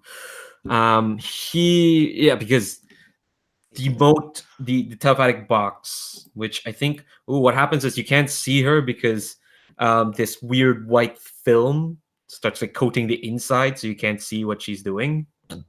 Sorry. Yeah, you're gonna spend another burn to keep it up, for sure. But it's still up. But yeah, it's a totally white cube. What do? You've got this cube on. You've got this cube with a person in it. Yeah, and I tried to freeze that thing, but it didn't go as planned. Can I try to separate them? The person and the suit? Yeah. I think it's not gonna be one roll. First, you have to roll to connect again, but this time on your terms, as in to go into her mind. This time you know what's to expect. Mm-hmm. So that's gonna be an unleash. Okay. Unleash. How much do I need to spend in order to get the free unleash one? No, I need 2 burn. I could try burning again. Oh yeah, if you want to. Okay, good luck. I could. I have +4. Yeah, you're +4. You'll be fine. Yeah, I need to get 1 or 2 basically to fail it. Yeah, I will say I had that. I tried that, and I one time was playing Masters of Nova, and I got snake eyes. Ooh, let's get snake eyes. Yeah. Honestly, if you get more than a snake eye, if you get more than one snake eye, you'll be fine. It's a 10. Yeah, there we go. See, so it's back to 3, or is it 4 now? I'm not sure. I think it's back to 3. Yeah. Let me double check. This is because it doesn't say +3, it says hold 3. Yeah, hold 3. Yeah. Then again. But yeah, if I have to reshape, like how it's called, channel the full capacity. It's called the move. forgot the name.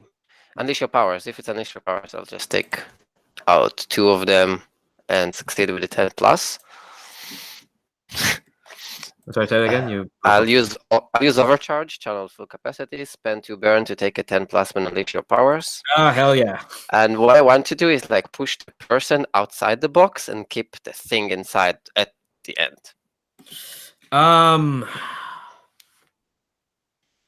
Here's what happens. You want to separate the two. I should have mentioned this to you. You want to separate the two. That's what I want. Yeah. Going in. Yeah. Right. So okay, you're connect your mind to hers, and I think it's a bit of a war when you go into this mindscape. You on your side, what does it look like? What does your encroaching mindscape look like? It's going to encroach what looks like a highway at night. Yeah, it's like a weird highway in the desert. There's big moonlit sky, and other than the sky, the only thing that's like light there is a bunch of like burning cars that are strewn about in what looks like an attack just happened. That's a mindscape you're coming into. What mindscape are you bringing in? So I think at first you see like a single string of some sort of faint purple light, and then it starts like one more, and they become more bright and thicker until like as much of this, basically the screen or the page is filled with that purple. Going in. Nice. Yeah, and I think you go in and you see like in the rubble you hear a whimpering in a car wreck, and you see there's someone leaning kind of lying against this burnt out Humvee. You see looks like their leg is like broken in a place. It's like they can barely move. And you see it's Agent Sunday, and she sees you, and she says,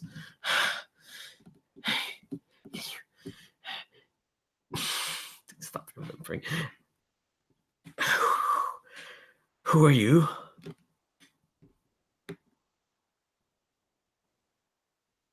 You're muted.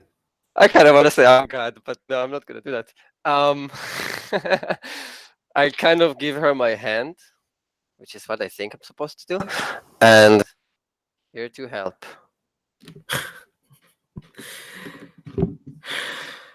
Oh shit! I guess I don't have a choice.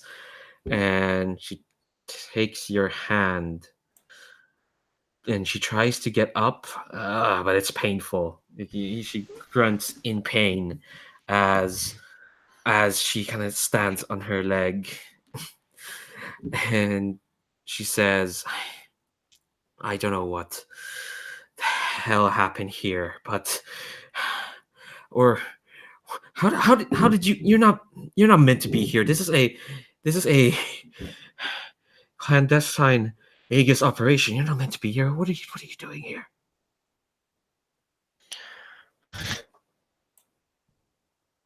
I hold on her hand. I don't even answer. I just pull her harder, and this time by force. Yeah, I think you do that, and it feels like, okay. It's gonna be hard to explain. There's an image in my head how it explains. It's like, do you know how like, okay, imagine that she's like an action figure coated like glue, and she's like stuck to paper. When you pull her, the paper kind of comes with, but the paper is the scenery around you, and when you pull her, it's like that image of the highway and the burnt out cars, the moon. It almost like it tugs with her, and she's like, "What are you doing? What are you? I thought you were here to help." You're muted. It's time to wake up. I kind of put my finger on her head, and I want to force her to wake up from this, whatever this is, memory, I think, because that's what they do. They go into your memories and feast on them. Okay. This is gonna be another unleash or defend. Not sure. Not. I think you're more concerned with trying to fight the suits, are you? Yeah, fighting the suit. Yeah. I Yeah. think so. Okay. Yeah. This is a. Well, if you want the effect, is to get her away from suits. Yeah. This is unleash. So it's either danger or I can use one to have it at freak. And you know what? I'll just do it for the heck of it, because why not? You're doing a reality storm. Yeah, Oh I'll no. do a Yeah. reality storm. Okay. All right. Okay. I want her out of here. Okay. Then might not be off. Yeah. Oh, you will take you will still take a -2 because you have hopeless. That's only if I unleash my powers. Oh yes, yes, yes. Yeah, Sorry. this is directly engaged, so that's the Oh, only okay. one I'm Yeah. I'm All not. right, right. Yeah. Okay. Oh, you're engaging the suits. All right. Fair enough. Whew. That's a lot. 12. Okay. All right. But that was your last burn. You're still going to cause collateral damage. What does this look like on the outside, in the warehouse, on the street? What does it Switch, look like? I probably came back to the box and put my hand on it, and I close my eyes, but the purple burn just burn, like the glow that comes out of my eyes just goes through the eyes, and you see these lines that I have going everywhere, and they start stretching out farther out, like glowing farther out, because it might start glowing inside the warehouse, for example, and stuff like that. Like you see, because they're connected to everything. So all of the lines start burning and burning and burning, especially inside the box. And the white just disappears, I guess.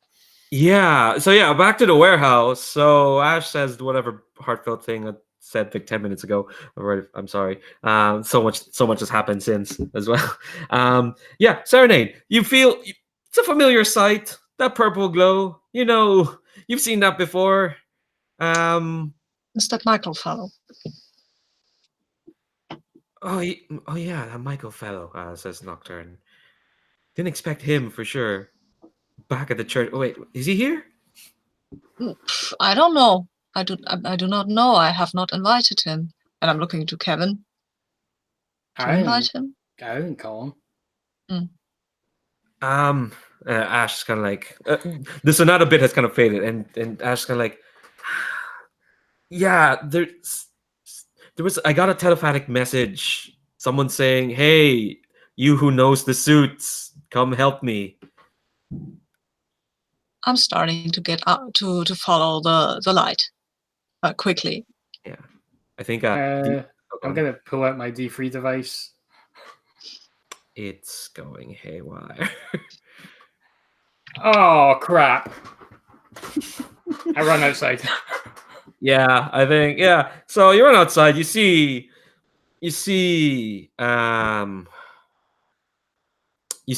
Michael, hand on the on a box, on a box, as kind of like this purple light kind of goes out, and I think it's starting to like press against the warehouse wall, and almost like it starts to like buckle the wall. Meanwhile, back in the memoryscape of Agent Sunday, like a giant spider web. Agent Sunday, what does this look like here when you unleash your reality storm? Is it the same thing, purple as well? I think the purple just feels everything and starts to crack. If it walks, then everything around starts to crack. Like this dream is breaking apart. Or memory. Yeah, this memory starts breaking apart, and I think what happens is like the okay. Let me double check how you're doing. Okay, you're doing fine. This is this is directly engage. You should pick some stuff from the directly engage. Well, so I know what I want to take. Okay. I want to take the agent out of the suit. Or the suit out of the agent? I'm not really sure. Who's to say? Who's to say? What's your other one? I want to resist because I have no choice right now. You have no choice. Yes. Otherwise, I would have done something. More. Yeah, just 2 more. Yeah. So I think what it looks like is like the paper kind of starts to crack, and suddenly it's sucked in, and suddenly you're in this like white void, and it looks like it's sucked in, except for like just a bit left clinging to Agent Sunday. And she looks at you. She looks at you and she says, "Please don't let go. Please." Never. Yeah.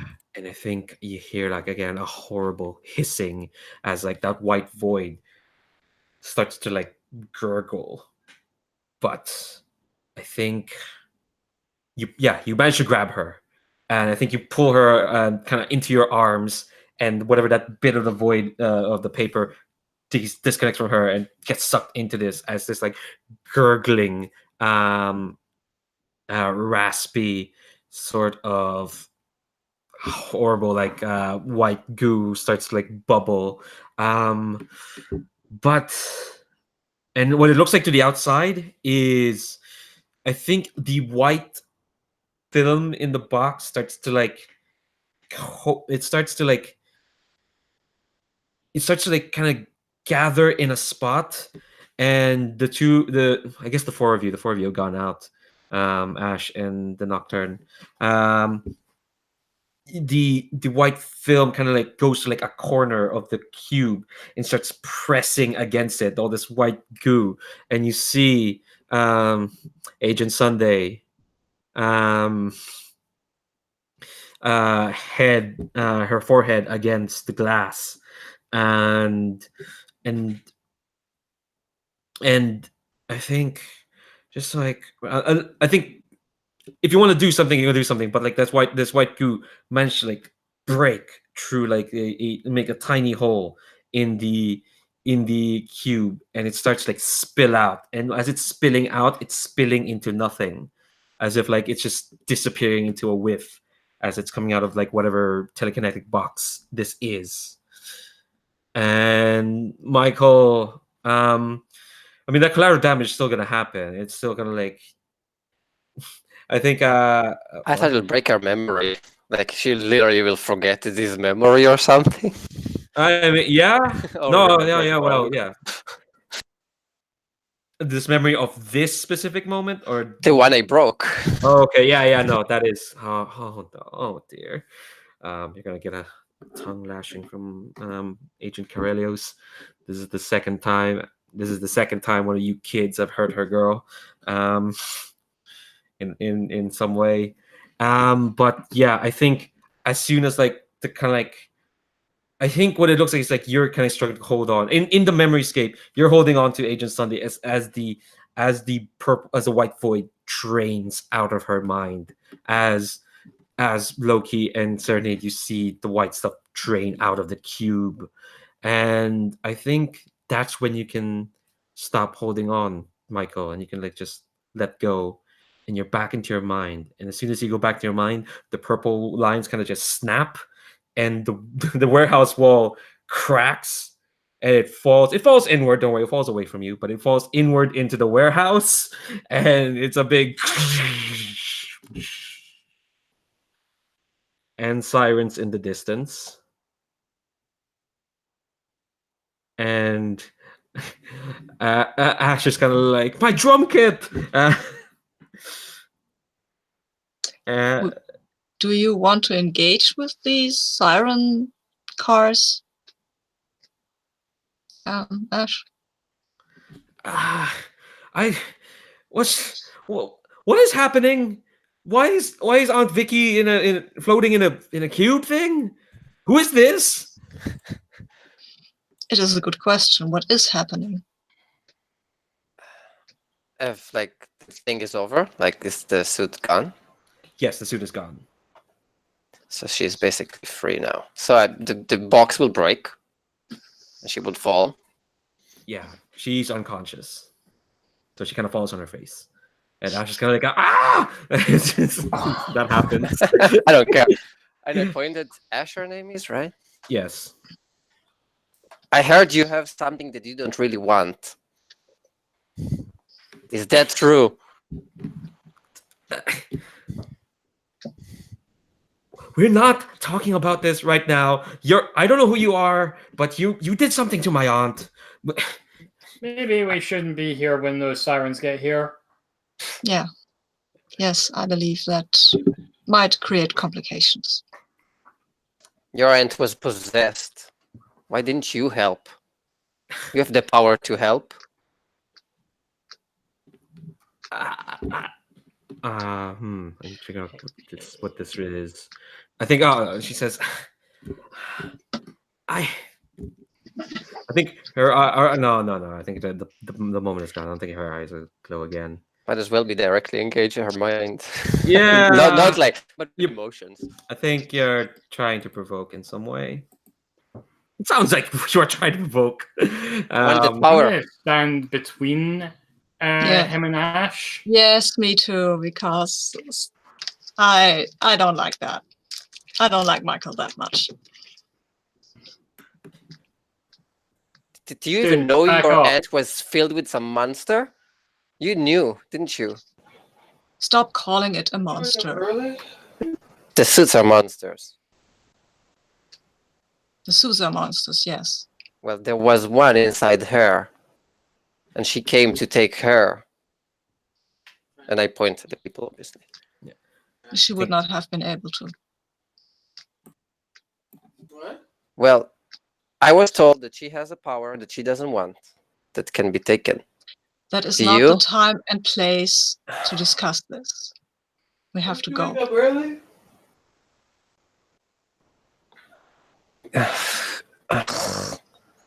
Fine.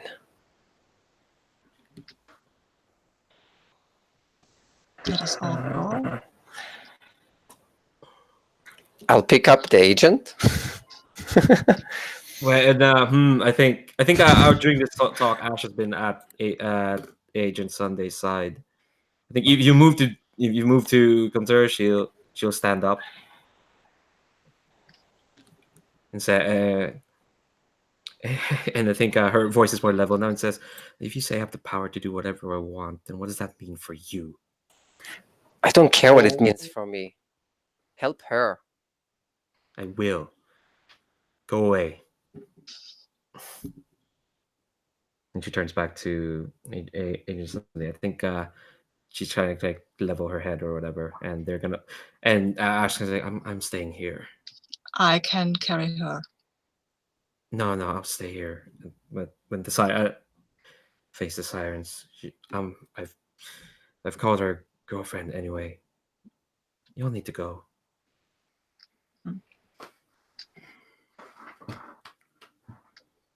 Well, All right. Take care.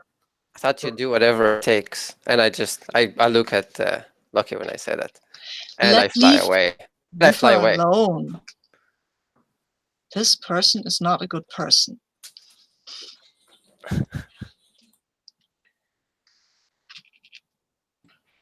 I will try to melt into the shadows, or at least hide myself in the rubble, so I can watch what is going to happen. Because I think, and I turn to Loki and say, we might want to watch. You still have the suits thing, right? Yeah. The last thing we need is that now there are some police suits. Yeah, that's a possibility. Yeah, I think. Oh, Nocturne. The Nocturne's kind of like, all right. Here's a. I think she's like, they're kind of like they're a bit confused of what's happening, even though they got possessed by the suit. We'll deal with that later. I think they're kind of they've been quiet this whole time, but they're like, hold on, let me try something, and it's like they pluck an invisible harpsichord, and suddenly it's like light folds around you. Loki in Serenade. It's like, okay, they shouldn't be able to see us. We can observe. That is very good. They beam at you like a puppy. Don't know why I said that angrily. I shouldn't be angry. Yeah, I think you'll watch. Michael, are you sticking around or did you go at this point? I go away. Yeah. There is a reality guy that's like can hurt me, I assume. Can try at least. Oh yeah, you can try, but Yeah. Okay. So yeah, you'll watch as the police come. I think the sirens come, and then you hear like a really hard, horrible tire screech as Agent Corellios comes. You don't know her. Actually, the two of you actually you don't know her, but yeah, you see like this woman screech into view as kind of like as the paramedics are loading. The police come and they call for an ambulance. Paramedics come, they load like Agent Sunday. This is like not the third time or second or third time just been loaded in a ambulance in the past month, um, and yeah, I think this woman, um, this woman kind of shaky, and she's hugging Ash, um, and she looks like she wants to swear all revenge on someone, and Ash is kind of like trying to explain everything what it looks like, but no suits, no suits, from what you can see, Loki. Just it's fine. There's no like um yeah, we'll talk about the condition stuff afterwards. Let's kind of we're wrapping this up. But yeah, so I think the three of you just kind of watch in the shadows in what looks like a really kind of ordinary scene. I think Ash leaves with this woman. Again, you don't know. And yeah, it's just fairly normal. And I think, what's the last we see of each character for this issue? I'm gonna start with the Serenade. I think I want to go back to Eagle's headquarters and check up on Michael, because that was very weird, and I feel weirdly protective of Ash. So Oh, yeah. Well, Michael, you don't stay at Aegis headquarters, right? You stay with the Foster family. I don't no, think I I'm want going home right now, though. I want to check on his file, Ah, okay. not on Michael himself. Okay. I want to see what the file has to say about him, because he seems to be attached somehow to Aegis, but not really, and he's been really shady a little. I mean, he seems to be against the suits, but I don't know Okay. what is the thing. Yeah, this feels like this is a role that like Alan's character would be able to Yeah. do. I don't know if you have access. Who do you talk to try and get access? I believe. Let me see. Do I have influence on anybody? Huh? Not really. Not on anybody in Aegis. No, I mean, I might go to the director. Oh yeah. Yeah, I mean, he was the one who told us to stay our mum, and about the whole suits thing, and now I want to know what this person's thing is. I think when you say like, yeah, I think you don't have to talk to the director. I think you just use his name, and that's a good enough. I think he has a blanket order, to just be able to let you do what you want. Yeah, get his file, and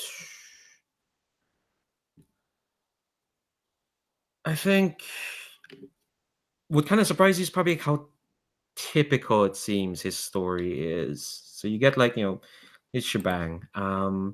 He manifested his powers at birth, and kind of destroyed the hospital along with it.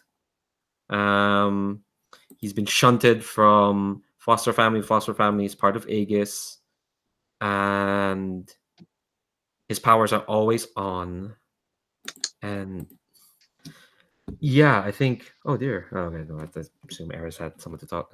He was being bugged, but it sounded like he was being bugged by someone.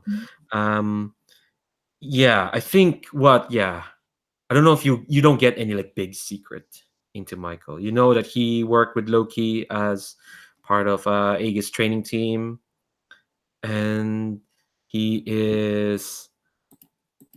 I think. Well, you get that. Yeah, he's assigned to a Porsche Corellios. and I think that's he Yeah, is.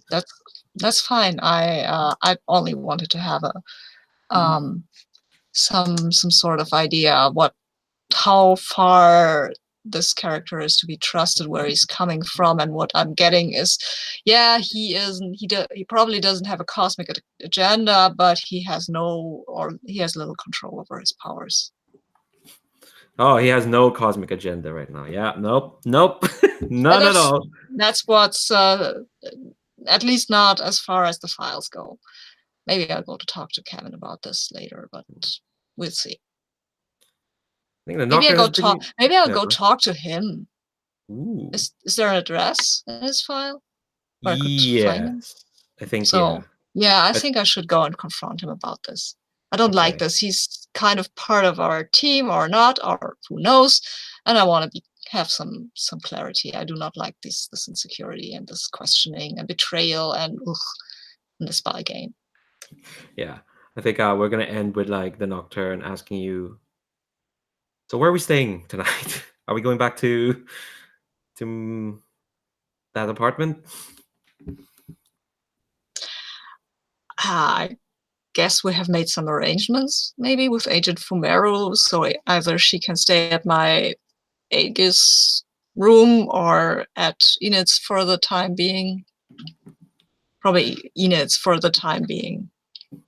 Yeah, I think you probably don't want to expose them to Aegis at the moment. Probably not. Yeah, we can sort that out. That's fine. We don't need to get into the weeds of that. Okay, so that's Serenade's agenda set for next week. Ah, God, can't wait to see what Prospect Academy does with you. Loki, it's been a bit of a day and a half. Yeah. So I think Loki's checking in at his sanctum. I actually had another mini project related to the main project that I want you to do. What you got? So he is he has like you see in like the background as Loki is working on his computer, the containment vessel, which has this sort of white goopy substance in it, which occasionally sort of reforms and has like the outline of a suit. Is it trying and failing to reform itself in the containment vessel? And what Loki it moves to a panel of what Loki is looking at, and it's basically he's working on designs for suits, protective suits for their journey into this other dimension. Nice. I think I'll tell you what the requirements are in the chat later because my mind's a bit fried. I don't know what the requirements will be, but I think they'll be easy enough. They're not like getting into will be. Yeah. Ooh, can I tack on a cliffhanger for you, Loki? Of course. It's what time do you get home? Probably close to midnight. Okay. Actually, since this is gonna be the cliffhanger, we'll leave that for later. Let's wrap up Michael first because we're gonna end with what's gonna happen to you for this issue. Back. Hey, welcome back. Okay, so just recap what you missed. Serenade used their connections with the director to look up your file, and basically found out some stuff. Found out kind of your typical, well, not that typical, but like for Aegis, it's like there's no like cosmic agenda. At least on that file, and Serenade is gonna come talk to you. Yeah, at your address. Loki is working on actual suits for as a protective suits to when they go into this journey into the suit hive dimension place. So there's that. Yeah, what shot do we end with Michael? Where did you go after that whole thing?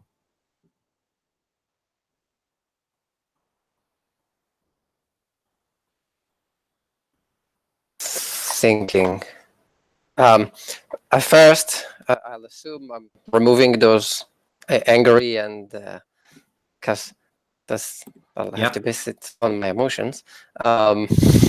Yeah, no, yeah, you can clear those. So insecure and angry, yes. Yeah, 'Cause so I yeah. still have. I lost the link. God damn it.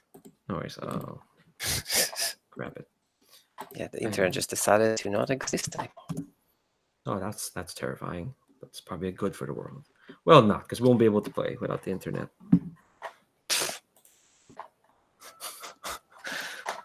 Yeah, there it is. So angry and insecure is gone. I'm still. Oh, I'm extremely guilty. Hopeless? Yeah, I guess I'm feeling like this could get. I'm probably like somewhere in the air right now, like just flying in circles and being like, those morons. Don't they know? They knew she has a suit in her. Like I keep talking to myself. Like they knew, and maybe something else. I knew that they know that there's a suit in her. They know that they found it before. Thought they're all for doing what needs to be done. They're sentimental, is what they are. It's you again. Well, I want to check in, see how you're doing. Well, you could have warned me that she's not there alone. I told you, however you want to grab that power is up to you. I assume you'd be able to do it. Well, something was in the way.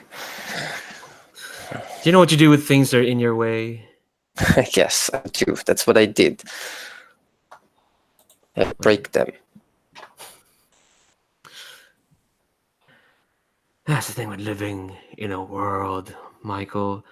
You break something or someone, and it's bound to upset someone. So you have to break them. Then it upsets another person, and you have to break them. It's a stupid cycle, really.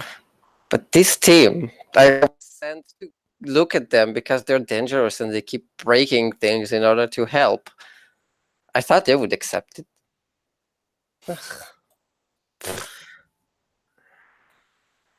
Some people just refuse to do what needs to be done, and well, those people are weak.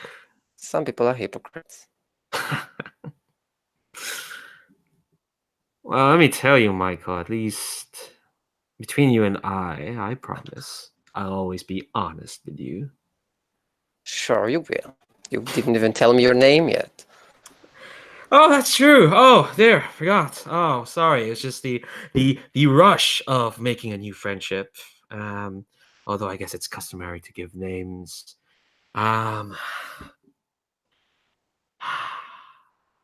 Some parts of the galaxy they call me Vectalia. Mm-hmm. Other parts they call me the Shadow. But Well, that's a good name. it's a good name, yeah. I wish I thought of that, but no. Those are what my fans. Well, I consider them fans.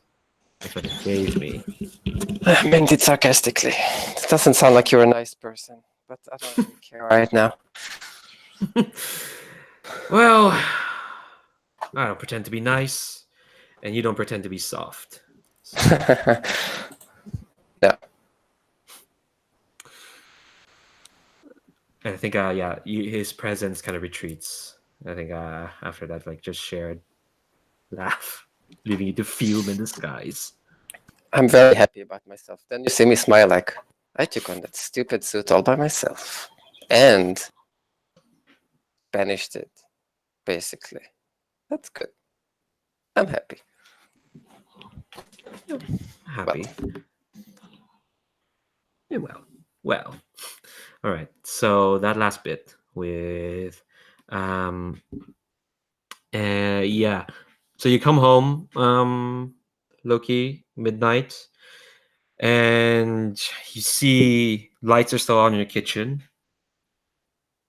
and You creep in, and there's your mom, snoring, asleep over a pile of like files and documents on the kitchen table.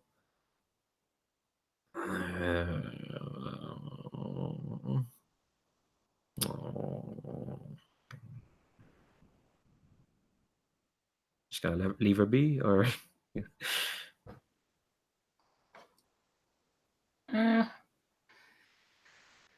I'm gonna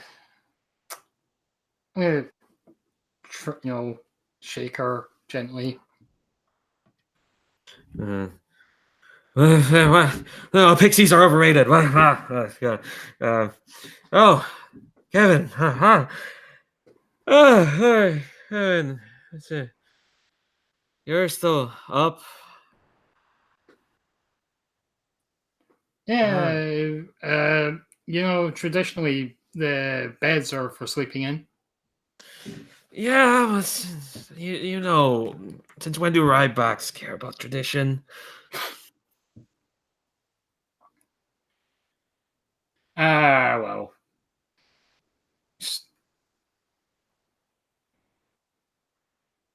What you working on anyway?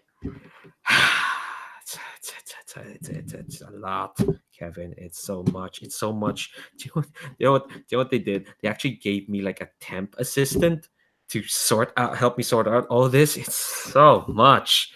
I think like to the point where my boss was like, "All right, you're gonna go home. I'm sorry, you have to work on this at home. Sorry, you can take the temp with you."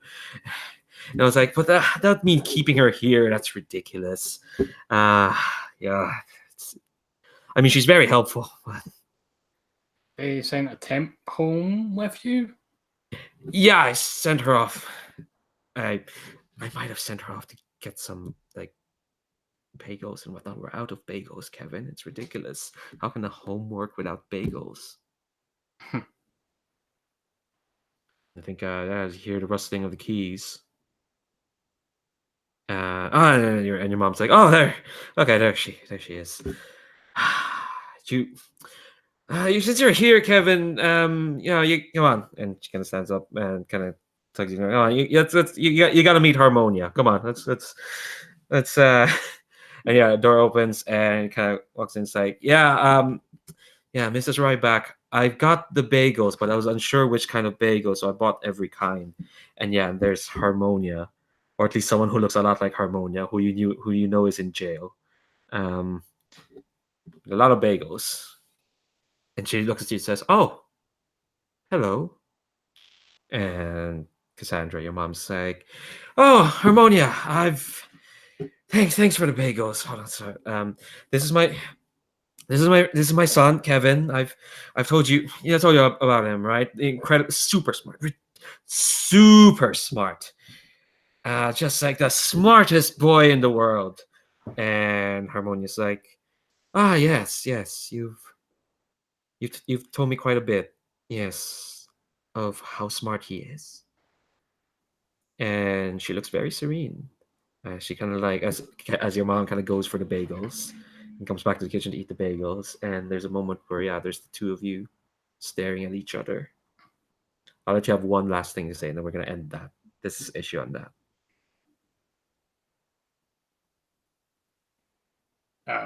Hey. Hello, Kevin.